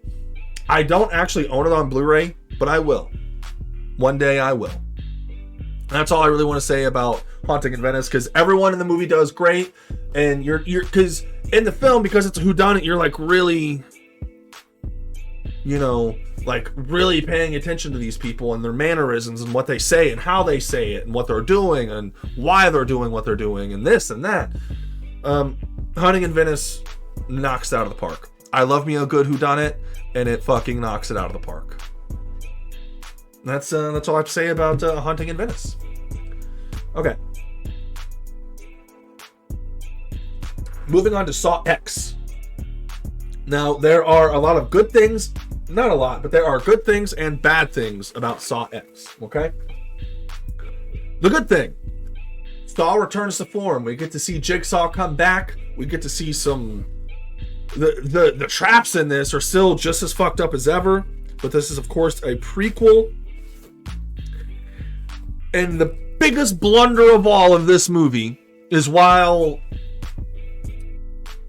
they structure this film in such a way that where they want you to root for Jigsaw. They want you to root for Jigsaw. They find people that are shitty. The synopsis of the story, you have people that are frauds, insurance fraud. They are screwing over people. It's an insurance scam to treat their cancer. So Jigsaw tries to get his cancer treated, and they fuck him over and take all his money or whatever the fuck, right? So of course he's going to hook them up to all the Jigsaw shit, right? And then they just get so over the top evil. Like, just so over the top evil. I'm literally just like, Jigsaw's the bad guy of this franchise, right? Let him be the bad guy. It's fine. It's fine. He is the bad guy. I know it's the whole, I give people choice. I help people find themselves and shit. I make people become reborn. Sure, you're still the fucking bad guy. And it's something that movies feel necessary to do nowadays, to where, see, Jigsaw isn't that bad of a guy. He's not the worst guy in this. She's like, shut the fuck up. Stop.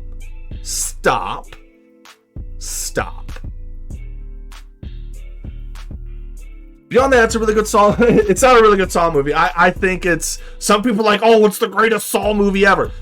No, it's not. Not even close. I do like revisiting the Saw franchise. It is cool, but it's mid at best, unfortunately. The traps are super gross. It had been a while since I seen a Saw movie, so I had forgotten. Boy, oh boy, these traps fuck me up. But they do so much in this movie for you to hate the people that are, because usually you want the people in the traps to live, but now you want the people in the traps to actually die, because they're so evil. And Jigsaw's such a wholesome guy, and there's a little halo around his head because he's such a good man in this movie. Like, stop.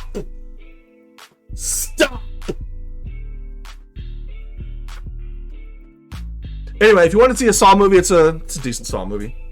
If you've seen any of the other Saw movies up to this point, you might as well watch it. But it's shit like that fucking drives me crazy. Okay, it drives me fucking crazy. But anyway, that's all I have to say about Saw X. Yeah, that's all I gotta say about Saw X. Anyway, moving on to Five Nights at Freddy's, another movie that came around Halloween. I've never played any of the Five Nights at Freddy's films.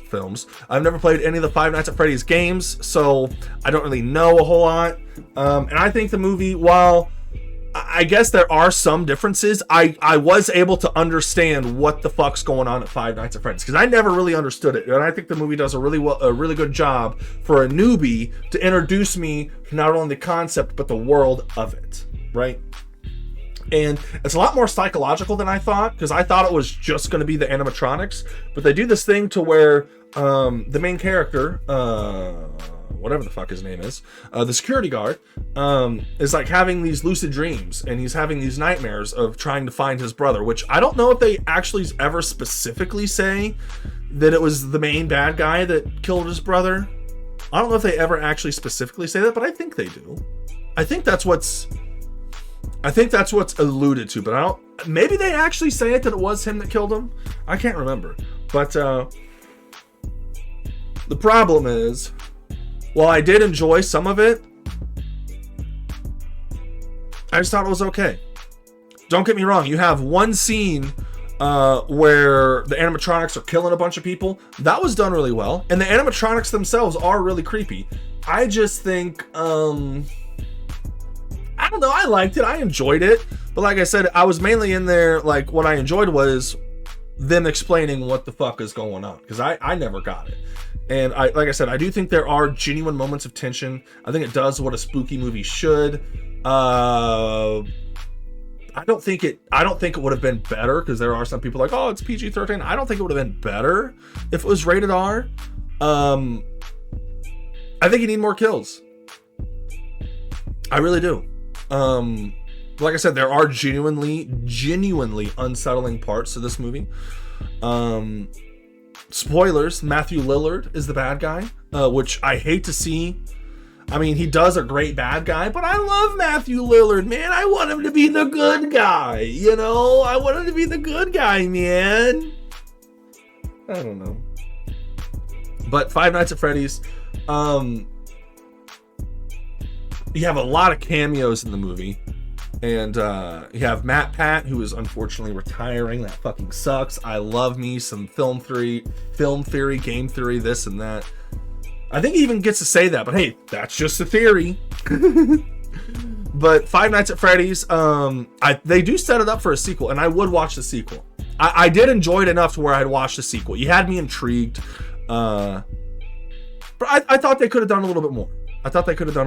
But that's just me. When it comes to a video game movie, it wasn't blasphemous. I didn't think it was dog shit, and the fans didn't think it was. I mean, I don't believe, for the most part, I think it was a pretty positive like reviewed movie for fans and non-fans alike. And it made a shitload of money, so there's gonna be a sequel. There's gonna be, it almost made like $100 million off like a $15 million or like a $20 million budget. There will be a sequel. Bet on that. But yeah, Five Nights at Freddy's, pretty good. A really good video game movie. But hey, that's just a theory. A film theory. Oh boy. Okay, so here we go on to The Exorcist Believer. Now, I don't know if you guys have been around for a while or not, but you definitely, if you watched last year's video, you know that the movie I shit on the hardest was Halloween Ends, because some of the things that they do in the movie are just baffling. Just baffling. You're like, what are you doing? Oh, we're being subversive. We're subversing your expectations. Subversing my expectations does not automatically mean what you are doing is good. Just because I didn't see this coming doesn't mean it makes it good. Does not mean that. It has never meant that. You know what was subversive to me? The Flash, Spider-Man, Guardians, Super Mario even, Scream 6. They were all subversive. Things happened in those films that I did not expect. And they were done well. Or at least not done shittily like they were done in Halloween. We're not talking about Halloween. but it is the same group of people that made Halloween Dies, made Exorcist the Believer, and man, I don't know what happened. I don't know what happened. There are moments in Exorcist the Believer that are genuinely terrifying, genuinely creepy, and genuinely unsettling. There are pieces of phenomenal pie. Just, unfortunately, just little fucking pieces. The movie starts off really strong of, like, the two missing girls, right? So you have one girl brings her friend because the girl wants to talk to her dead mother. So both little girls are then exposed to Stan. And then the one little girl is in the hospital and has all of these professionals that are like really trying to figure out what's wrong with this little girl. And the other one, the friend, they're just like, oh yeah, she's upstairs. We're giving her some fucking Benadryl. She'll be fine. Like, what? I do like the aspect of there being two. I do like that. They had a good setup.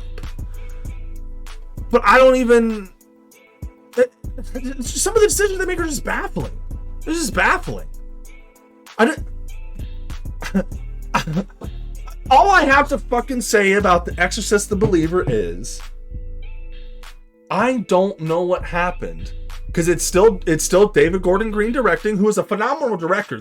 Some of the shots, some of the settings, I don't think he's a bad director.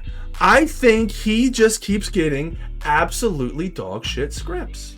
I like Danny McBride. I do. And like I said, I'll stand by this, that Halloween 2018 is a phenomenal spooky movie that is able to take the reins and continue onward. I think Halloween 2018, because I was never a huge Halloween fan, I had seen some of them before, but I put Halloween 2018. I'm getting so upset. I'm fucking getting tongue twisted. I put Halloween 2018 up there with with Scream 5. I think it is able to take an original idea and continue it 20, 30, however many years later. And I think it does a very good job at that. And since then, they have just been on cruise control. I don't know what's going on with The Exorcist the Believer, with Halloween Ends. Like I said, Halloween Kills, I was able to give a pass because it was good, dumb fun. Halloween Ends was not fun. We're not talking about Halloween. We're talking about The Exorcist. The Exorcist movie, I don't know what happened. I don't know. Because you have another movie that is continuing on. They bought this fucking franchise for $400 million. And this movie tanked and everybody fucking hated it. Why? Because Halloween 2018 gave so much respect to the original characters, right? To Jamie Lee Curtis. It respected that woman and expanded upon it. Yeah, she got shit on a little bit, but it respected her and her decisions. Halloween Kills, you bench Jamie Lee Curtis. Halloween Ends, you bench Jamie Lee Curtis. Like, why? Why? The Exorcist the Believer, they have the original woman come back. And it's all over the promotional material. And the first time, spoilers, the first time that the original woman interacts with the demon, it might be Pazuzu. I don't think it's Pazuzu. I think it's another demon. But the first time she interacts with the demon, because they're like, hey, you know some shit about this. Come see my daughter. She's like, I don't want to. And then she's like, okay, I'll see your daughter. And she's in the movie for like 7 minutes. She shows up, goes to the little girl. They talk for less than a minute, it seems, and she gets her fucking eyeball stabbed out. Like, what? Why? Why even bring her back if that's what you're gonna do? Why would you even do that? Why? Why? Why would you do that? Why would you do that? You know what? Here's an idea to that trio of filmmakers. David Gordon Green, like I said, I think is directing wise is a phenomenal director. I just think that the scripts that he's been given are bad. They're just bad. Like the Exorcist was the least unenjoyable movie. It is the worst movie on this list. Hold on, let me look again. Let me scan. The Exorcist Believer is the most dog shit movie I saw in 2023. It's not even close. It's not even close. Like, it is significantly worse than every other. You know what? I was shaving my balls in 2023 and nicked my balls and was bleeding everywhere. That was more of an enjoyable experience than Exorcist the Believer. It's baffling. It's baffling. Yeah, it's subversive, but it's subversive can also mean dog shit. And I think it was dog shit. I cannot believe I did not pay any money to watch this movie and I still wanted my money back. I couldn't believe it. I could not believe what I just watched. I was insulted. Fucking insulted by that film. Please stop remaking movies, guys. Like I said, Danny McBride, you're a funny guy. I love it when you do your fucking dick jokes and fart jokes and weed jokes. You do great there. Stay there. Please stay in that lane, dude, because like this is. Did you even watch the movie? Like I just, maybe it's not even him. Maybe someone else writes it and there are a couple good jokes in it, I guess. I just don't know, dude. I just don't know. I want to never think about this movie again.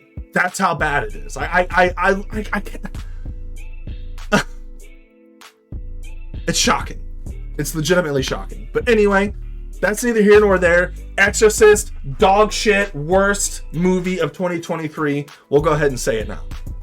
So let's move on to a movie that I actually did enjoy, which I know a lot of people did not.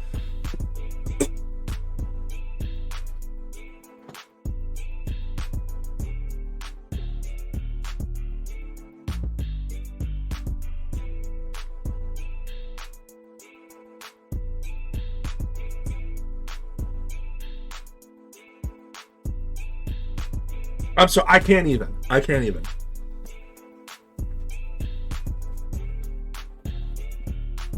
All I have to say is, when it comes to legacy sequels, requels, remakes, whatever you want to call it, if at any point you're like, let's just shit all over the original, don't.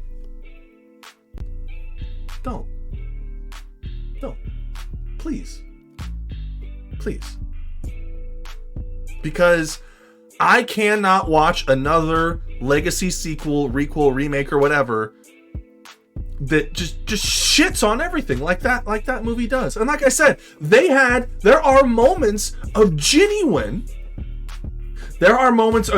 creepiness. Like, you see at one point or another that there's a good movie underneath all of this. There is. But it's not anything that has to do with the script or the plot. It is a moment that was done well. That wouldn't actually be in the script that gave David Gordon Green. That would have been something like, oh well, I don't want to shit on this movie anymore. I've said my piece. I hate it when fucking movies do that. I fucking hate it when movies do that, and it just drives me up the wall. And it makes me really glad I didn't fucking pay anything for it, because I've never gotten my money back for a movie. I've never returned a film. Never in my life. I may have sold a film, bought it, and then been like, not for me, and then sold it from there, or gave it away. If I paid money for this, I'd want my fucking money back. I'd want my fucking money back. That's how much it fucking upset me. That's how much it fucking upset me. Anyway. Whew. All right, we're going to cool off, and we're going to move on to the Marvels.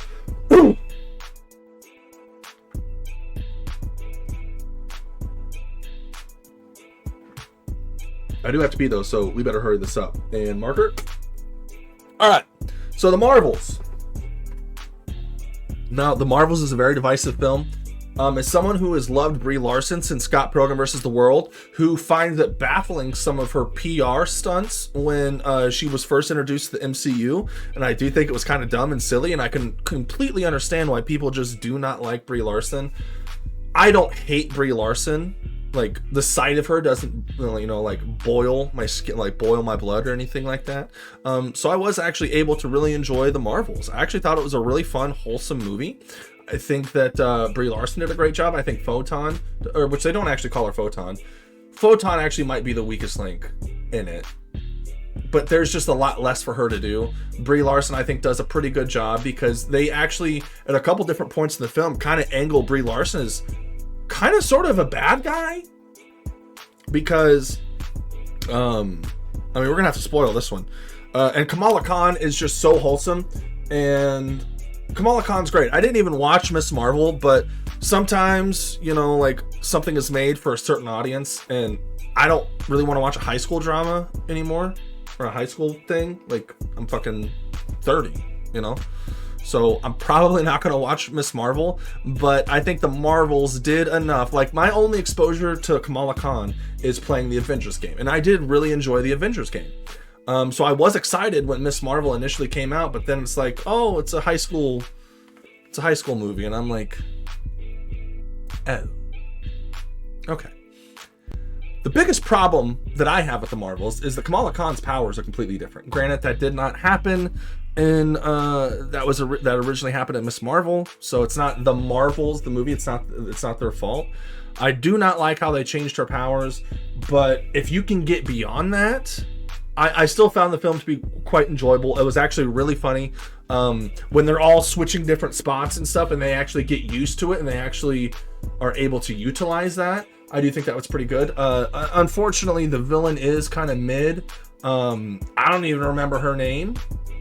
And the worst part about the movie is that it kind of pulls a Raiders of the Lost Ark, where the villain gets all the power that they were seeking the entire film, and it kills them. Which I do not, I mean, I don't want to piss anybody off here, but I didn't like that in Raiders. I thought that was dumb. That it kind, and the same with Raiders, it kind of makes me feel like it doesn't matter what our heroes actually did in this film. As soon as the villain would have succeeded with or without our protagonists, they would have died anyway. So it almost makes it feel like, well, then what's the point? And that's unfortunately the worst part for me for the Marvels. Like I said, I think Brie Larson did good. I think Photon did good as well, but Brie Larson and Kamala Khan are definitely the stars of the show. It unfortunately makes, which don't get me wrong, I'll always enjoy Samuel L. Jackson, but he is really hammy in this, which is kind of weird to see because, I mean, I know Samuel L. Jackson can get hammy, but I never thought Nick Fury was hammy, you know? Okay, that's neither here nor there. There are things that people really hated, like the Flurkins eating everybody. I actually did enjoy that part. I actually did find that part funny, that they're running around getting all these people eaten by these fucking cats. I did really enjoy that. I did laugh when that happened in the movie. But, you know. The Marvels, I was able to enjoy it. Brie Larson actually they go to like a singing planet or whatever. And guys, chat, don't forget, Brie Larson can sing. That's the first movie I saw her in, was Scott Pilgrim vs. the World. And was it Envy Adams or something is her name? Like I said, always loved Brie Larson since then, but I can understand why people just don't like Brie Larson. Like I said, for all these movies that we're talking about, unfortunately, a lot of these people are unlikable or pieces of shit in one way or another. And if at any point you're like, I'm not going to watch this because of this person right here, I can totally understand that. But beyond that, I do think that I was able to enjoy the Marvels. Not the best bad guy, but I do think it does some things really well. I did enjoy the Marvels, and I'd recommend it. It's worth watching. So that's the end of the MCU for today. We're moving on to Mortal Kombat Legends Cage Match.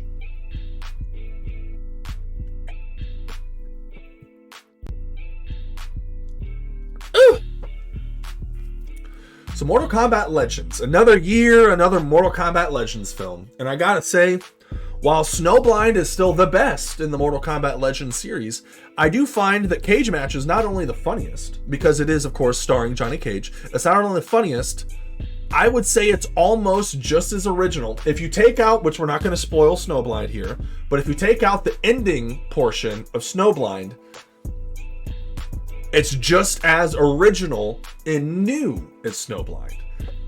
Because you have Johnny Cage, of course, struggling through his career. His co-star goes missing, and then he goes to find his co-star, and then just so happens to unravel this bigger scheme of like demons in Hollywood and stuff. And there's a lot of meta stuff going on, and I don't know if they're trying to say some shit about Hollywood and how everyone in Hollywood's actually just a fucking demon monster or whatever, but that's neither here nor there. It's a film with great action, great fights, extremely bloody, and extremely funny. One of the scenes that sticks out to me is he's going to go do something for the plot to save the day, and then his agent calls him, and they're like, and they literally censor the name. They say blank wants you to be in his next movie, wants you to read for his next movie, and they're like, yeah, that blank, and it censors it again. And that right there, I think, is such an incredible device in the film, because as soon as it gets bleeped, everyone in their own mind fills in that name with their own favorite director, or their own director that they see as the creme de la creme, you know. And I think that was like a really good idea, and I think that was really well done. Who did you guys, if you watched Mortal Kombat Legends Cage Match, when they said blank wants you in their movie, who did you put in there? Who did your brain fill in the blank with? Because for me, it was like Steven Spielberg, like Christopher Nolan, Quentin Tarantino, shit like that. Like, those are the three that were like going through my head, you know? And I think that's why it's an effective moment in the film. If you guys watched it, what do you think? Who did you put in your mental thing or whatever when you said that? I don't know.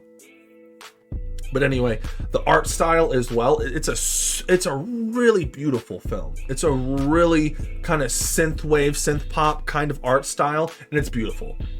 It is beautiful, and it's just an all-around good time. It's an all-around good time. I do love Mortal Kombat Legends Cage Match. There's really not much to say about it besides it's a bloody good time. There's good fights. There's good music. It's a really cool art style, and it's an original story that's never been told in any other form of Mortal Kombat. And what more could you want from a Mortal Kombat Legends movie starring Johnny Cage? Because you're going to get exactly what you expect. And while it may be subversive, they give you what you want, but they don't give you what you expect. And that's the difference.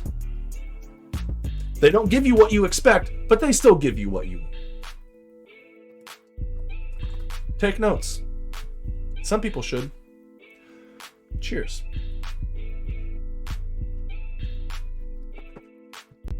All right.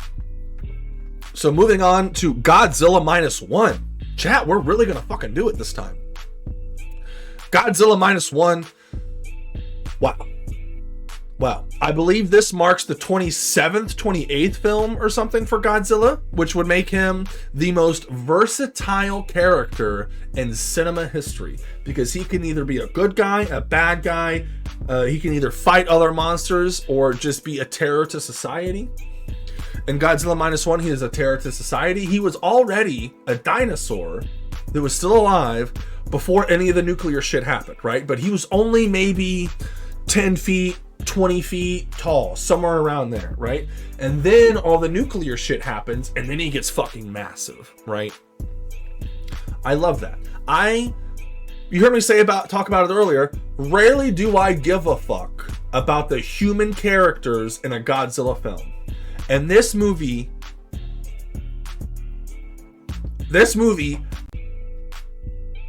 I mean, if we're not counting more Godzilla 99 or Godzilla 98 or whenever the Matthew Broderick one came out, because I cared about those characters even when I was a kid. I cared about these characters so much and what they're able to do. They made this movie for $15 million, and it is baffling that they were able to do that, because you see what the war did to this man, to his family, right? And you see the progression of it to where they're literally living in a fucking hut covered up by like tarps and shit, you know what I mean, and bamboo. Like, their house is barely a house. It's really just shelter from wind. It's not even a house. And then through time, as time progresses, you see that the house slowly gets nicer and nicer. And they never specifically say it, but you go to that house so often that you just see it get better and better and better. You want these characters to keep thriving because they have been through so much through the war, and they don't actually say atomic bombs, they say air raids, which, I mean, tomato, I guess. It's so well done. Unfortunately, I do think the movie does drag a little bit from like halfway to the end. I do think it drags a little bit. But I think the movie was extremely, extremely well made. Godzilla looks phenomenal in it. And I can't believe, like, the legendary Godzilla movies where it's Godzilla and King Kong and all that, like, those movies cost like $100 million to make. I mean, granted, Godzilla is on screen a lot more in those films, but Godzilla Minus One, they take the fucking cake. I was really impressed with Godzilla Minus One.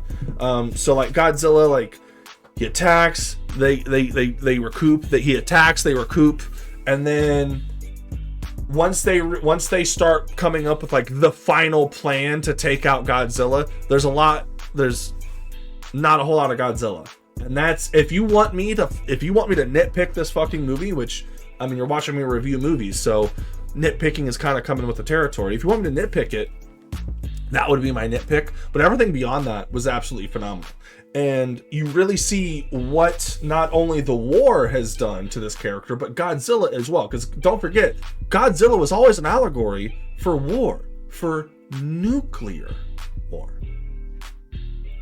So I think it's extremely well done what they do with this character and how fucked up he is because of everything that has happened to him in his life within the last year or two, right? So he's very closed off, very quiet, very stoic almost, because he's lost the ability to have emotion almost, right? He's almost lost that ability. And then halfway through the movie, spoilers, his girlfriend, his quote unquote, it's not his girlfriend, but you know, that's actually a really big part of the movie, is because he's such at war with himself, he can't actually be with the woman he wants to be with because the war is not over in his heart, right? And then he sees this woman get dragged away by the explosions and by the power of Godzilla. And for the first time, I believe the first time in the whole movie, you see this man break. And it is fucking haunting. She pushes him out of the way, and she gets dragged away by the explosion, by the sheer power of Godzilla. And he comes out and he notices that he doesn't see her and she's not anywhere to be found. And for the first time, I believe the first time in that entire movie, he just starts screaming and breaks down and gets down on his knees and just starts freaking the fuck out. And my God.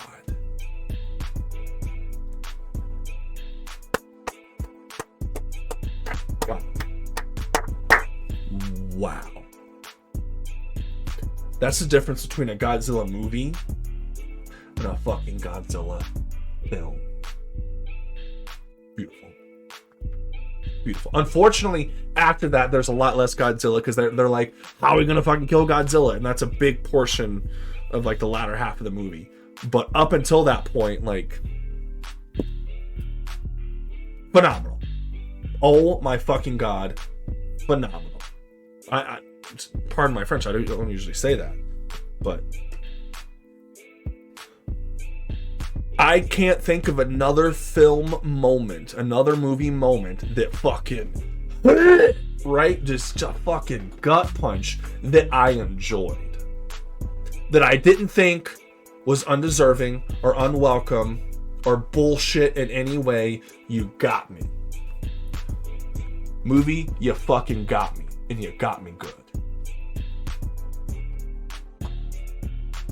It's one of those movie moments that just like, it still resonates with me, even all this time later. Like I said, I've told you guys, I'm a sucker for a good scream. If it's done correctly, if it's set up correctly, if it's done well. And best scream of 2023. That moment right there. It's fucking beautiful. Beautiful. So beyond that, not only does Godzilla look really cool, his design's really cool. And then we also have... I've never seen Godzilla try to be taken out in such a way. They find a new original way to take Godzilla out. And at first I'm like, huh? But then they do it and they show it and I'm like, oh, okay. I feel that. So we're just gonna have to spoil Godzilla Minus One. Excuse me. So come to find out, when he first met Godzilla, he was a kamikaze pilot that had a malfunction on his plane. And of course, when he first meets Godzilla, everybody dies because he can't pull the trigger, right? And so one of the only people that survived fucking hates this guy because you're like, because you were too big of a bitch, you couldn't fucking save all of our friends. You could have taken this Godzilla out before he ever became a problem. So that's what makes Godzilla resonate much more with just himself and why he needs to be the one to take Godzilla out. And it works so well. And so he gets that guy back to make another, which I guess these planes actually did exist. He gets some kind of high-tech, state-of-the-art airplane. And you don't find out until the very end, actually has an ejector seat. Because they set it up to where he's going to wreck this fucking thing into Godzilla's mouth with a fucking explosive in it and fucking kill him, blow his head off, right? If everything else fails, that is the plan. And he does that. And it does kill Godzilla. But last second you find out there is in fact... The guy said, you don't need to die for this. I put a fucking ejector seat in this fucking airplane. It's beautiful. Because the whole time he's fighting for that, he is ready. He is ready and willing to die for his cause. But he doesn't need to. And he doesn't find that out until the very end that he has an ejector seat. Fucking beautiful. And so Godzilla, quote unquote, dies, at least according to the humans. And then come to find out the woman is still alive. I can't remember her name. I can't even remember his name. Tachibana was the mechanic, actually, not his name. But his quote unquote girlfriend survived and has been in a coma since the events of her getting dragged away. And the first thing she says to him is your war over? Is your war over? And at that point in the film, it is. At that point in the film, it is. And you just see this man fucking break down, and it still gets me just thinking about it. Like, it's so well done. It's so beautiful. His war is in fact over at that point, and he is now ready and willing and able to accept not only himself but accept her and accept the life that he had already built for himself but wasn't able to embellish or enjoy. Now he can enjoy his life. Beautiful. Godzilla Minus One. Top 3 of this year. Top 5. Because I'd put NK Legends Cage Match. I put Cage Match, Death Island, and The Flash. And Godzilla Minus One up there.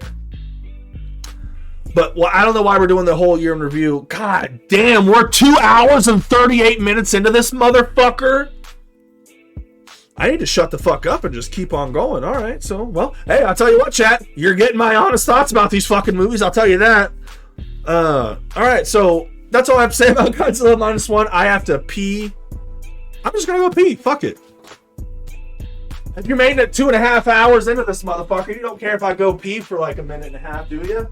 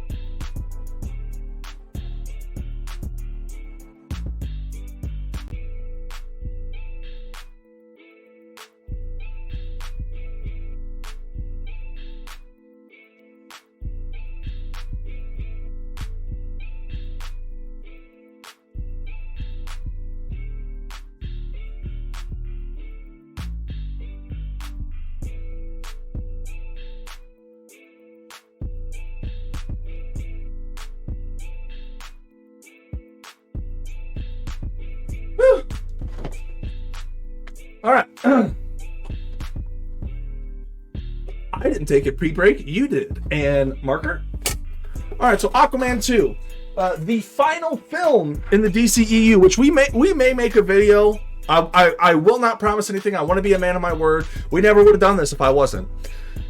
I've had the idea of making a DCEU in review and ranking them or whatever. Unfortunately, Aquaman 2 is not going to be super high on the list because while there are things to enjoy about Aquaman 2, and I think Jason Momoa still is great, and there's a lot of good things about the film, for some reason, man, I just wasn't resonating with Aquaman 2. I just really wasn't. I really liked Aquaman 1. I thought it was really good. And there are a lot of good moments in Aquaman 2, and it's a very funny movie. But I feel like they kind of knew that this was it, and so they just kind of didn't take it super seriously. Aquaman 2 for me, unfortunately, is... I mean, it's fine. It's got good action, you know?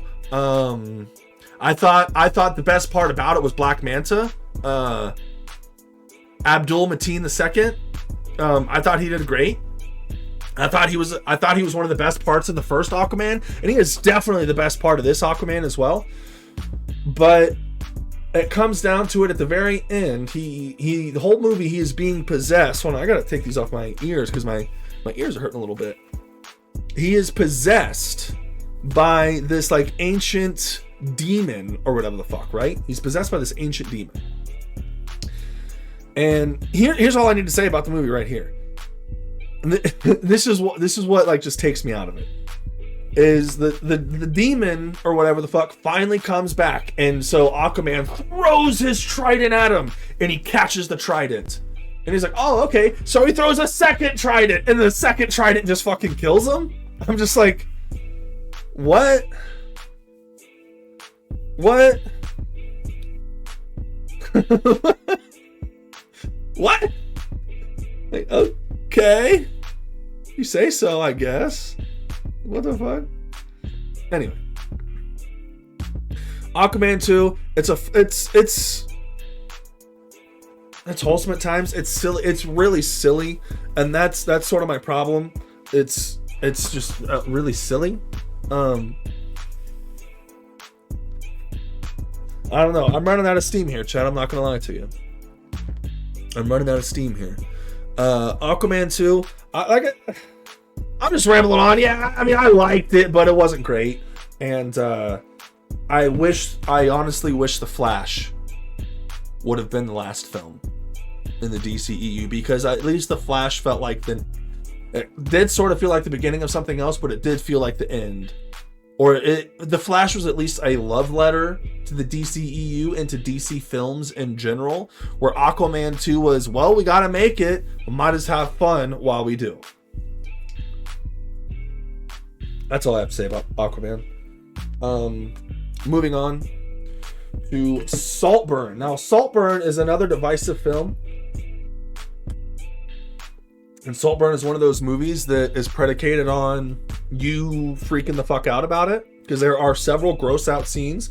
But dare I say, you take out the gross out scenes, the bathtub scene, the vampire scene, and the graveyard scene. You take those three scenes out, I think you still have a quite compelling film about what a person will do and the depravity of humanity in general. Like, the depravity of humanity in general, and what someone will do just to be with someone or just to live a certain way. There are several things that I thought were really well done, but one thing people don't talk about, we're just gonna have to spoil Saltburn, because I think, like, the whole movie, I'm not sure. You think it's the main guy, like, all right, this guy's fucky, but then you meet the family, like, the family's kind of fucky too. But the family's just fucky in general. They're not trying... I don't know. The whole movie, it seems like he'll do whatever he can to be with Jacob Elordi, right? And you find out when it is his birthday that Jacob Elordi takes dude to be with his family, because the whole time he said that his family is a bunch of drug addicts, and you know his dad's dead because he OD'd on crack or whatever the fuck. And like I said, spoilers for Saltburn, because I do think you should go see this film. He takes him home to his family, and his family's just a normal white picket fence, fucking Fido playing in the backyard with his brothers and sisters or whatever the fuck. That scene, again, like I said, it takes a lot for me to be stunned watching a film. That scene right there in Saltburn fucking stunned me. The other gross out moments, I was like, I kind of thought was gross for the sake of being gross, to have something for people to tweet about or make TikToks about. That scene right there genuinely fucked me up. I'm like, whoa. Fucking whoa. And then, of course,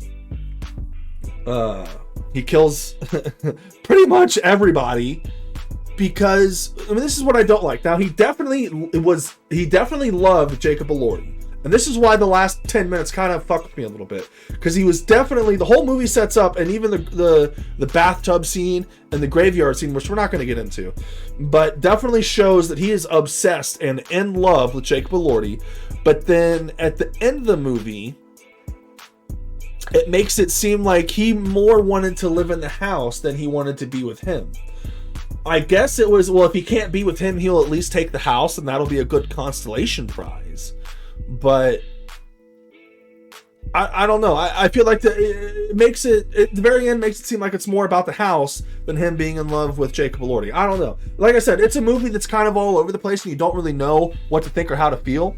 But one of the characters in it, the kid from fucking Gran Turismo, Archie Madekwe, is a total cocksucker to the main character in the movie. But I believe he's the only character in the movie that saw him for who he really was. He was right. This guy's fucking weird. This guy's a fucking dick. This guy is not to be trusted. And he is one of the only characters that accurately calls him out on it.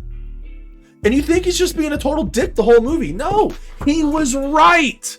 And Archie Madekwe, completely different performance in Gran Turismo than in Saltburn. And Archie Madekwe, I think, is one of the stars of the show. One of the stars of the show. Another scene that I thought was absolutely phenomenal was when the Jacob Elordi's sister, she's in the bathtub. It's the very end. It's right before he kills her. And she's saying, like, at first we thought you were a spider spinning your little webs. But in fact, you're a fucking moth. You see something bright and you fly to the window, just begging to get inside. Because at first, if he's in love with Jacob Elordi and it's all about just being with Jacob Elordi, he is a spider. But if it's about being and getting control of Saltburn, Saltburn's the name of the manor, the name of the house, he is a moth. And that monologue is so well done. I don't know who that girl is. She fucking killed it right there. I was again watching it like, damn, girl. Damn. So I feel like everybody in this movie does such a phenomenal job. I guess Saltburn, for like the British Oscars or whatever, got a bunch of awards. It deserves it. I mean, yeah, there are scenes that are just gross out for the sake of gross out, but what the fuck is Poor Things then? I can't even talk shit about it. I haven't even seen it, but there are movies that have that edgelord factor to it that are still good movies, even if you take that out. So I can't talk shit about Poor Things. Don't allow me to do such things. I haven't seen it, but I've heard just terrible things about it. Like, the critics love it, but everyone I've talked to that's watched it said that movie fucking sucked. But alas, don't let other people's opinion dictate how you feel about a film. All of these films that I've talked about, feel free to watch for yourself. Like I said, I know a lot of people that hated the Marvels, that hated The Flash, that hated fucking No Hard Feelings, that hated Oppenheimer and I've talked to pretty much one of my friends that I know has hated each one of these movies that I've talked about, and for the most part, I don't always agree with the people that I talk to. You never know. You never know. But anyway, going on to our last film Oh my gosh, we're finally here, and we're almost 3 hours in to be twice as long as every other video we've done in this year in review series. It's almost twice as long. Let's make sure it's only twice as long, and let's get to the Iron Claw, which is a wrestling movie about the Von Erich brothers. If you have not, this is one of those movies I don't even really want to talk about that much, because if you haven't seen it, and if you don't know the story of what happens to the Von Erich brothers, I don't even want to tell you, but it is a movie that is devastating. This movie is devastating to watch. It is a movie that shows the power and the love among friends and family and brothers, and what relationships mean to one another, and what it means to be chasing after your dream, and time and time and time again, your dreams are not achieved. This movie is a fucking tragedy, is what it is. And it's tragic that this is a fucking true story, and that they even took stuff out. And I feel there are snubs this year at the Oscars. I do feel like Barbie should have got, like, Margot Robbie and the writer-director. I think she should have been nominated for an Oscar. I think that film was good enough, and I think it had enough nuance.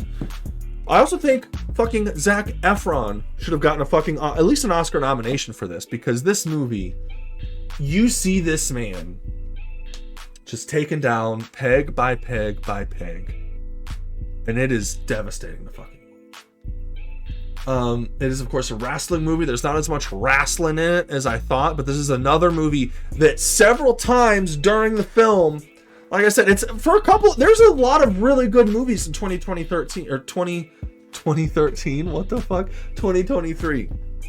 There's a lot of really good movies and a lot of really good movie moments in 2023. And Iron Claw had me gasp aloud several times during the film. It is a phenomenal movie. If you have any interest in wrestling, or if you just want to fuck yourself up and just be sad,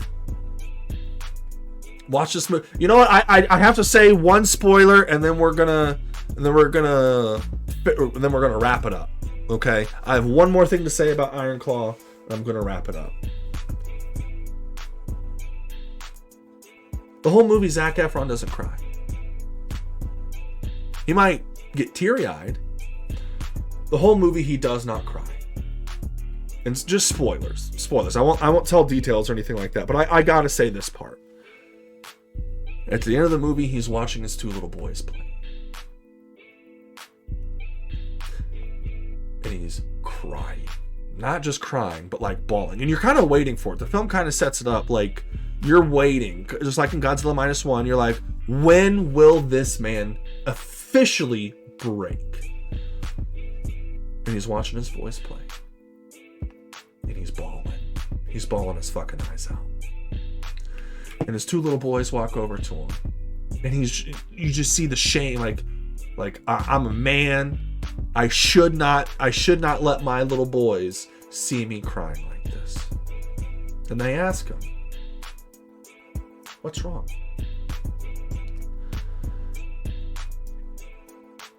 And he says, I used to have brothers, and now I'm not a brother anymore. And his little boys say, don't worry, it's okay to cry, and don't worry, we'll be your brothers. And they get up and they all start playing together, tossing the football back and forth. Jesus, Lord have mercy. There was not a movie that fucked me up more. I wasn't bawling or anything, but I was legitimately like and that goes to show after that, that's the perfect scene to end on, because it's just spoilers for this movie. Kevin Von Erich never got the world title. He was never world heavyweight champion. He left wrestling to be with his boys, to raise his boys. And that scene is perfectly encapsulating why he did such things. Because he used to be a brother. Now he doesn't have any brothers left. The Iron Claw is devastation. And if you're into that kind of shit, you need to watch it. And that's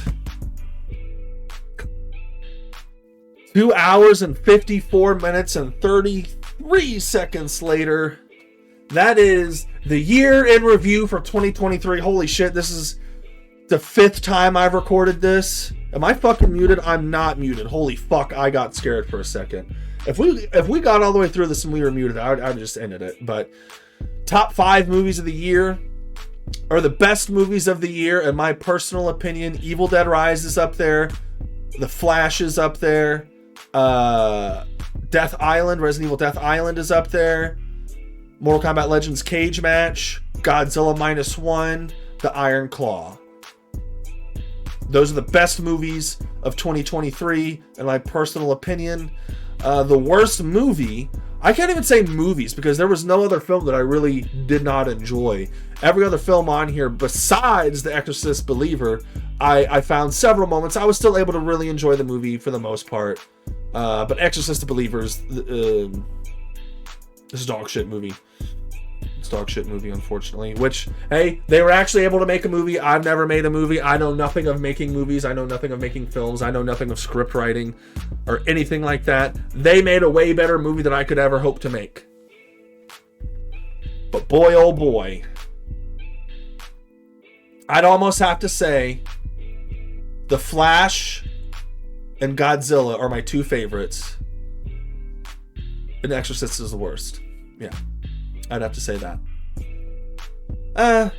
Evil Dead Rise, The Flash, Godzilla are top 3. And then the 2 CG movies, MK Legends and Resident Evil Death Island. And Mission Impossible 7 was great, but like I said, that's another movie that's predicated on what happens with part 2. So we'll see what happens. I don't know. Like, because if Dead Reckoning Part 2 sucks ass, then Part 1 will then, Corvair, also suck ass. Same, unfortunately, with SpiderMan 2. It's like, they told half a story. They need to finish the story. Let's fucking hope Cody Rhodes gets that fucking title at WrestleMania. Holy shit! Without any further ado, holy shit, if you made it all the way through this video and you're listening to me say this right now, I fucking appreciate you. Thanks for checking out my YouTube videos. Thanks for checking out my year in review for 2023. Be sure to check me out on Twitch. You'll hear me talk about spoilers here more than you'll ever hear me talk about on Twitch. But, you know, we're playing a bunch of different stuff. We're variety streamers and stuff. I highly doubt that someone's watching this on YouTube that doesn't know my Twitch, but hey, you never know. But one final cheers before we get out of here. I just want to remind you,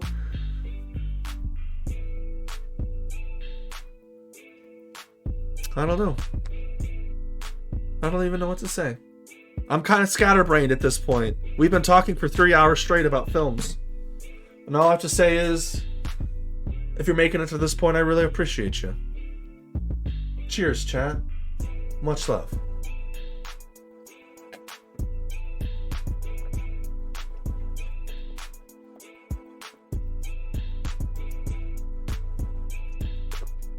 Ooh! All right. We might post more to YouTube this year. We might not. I don't know. Stay tuned to find out. And until then, chat, deuces. And, well, this will work. And marker.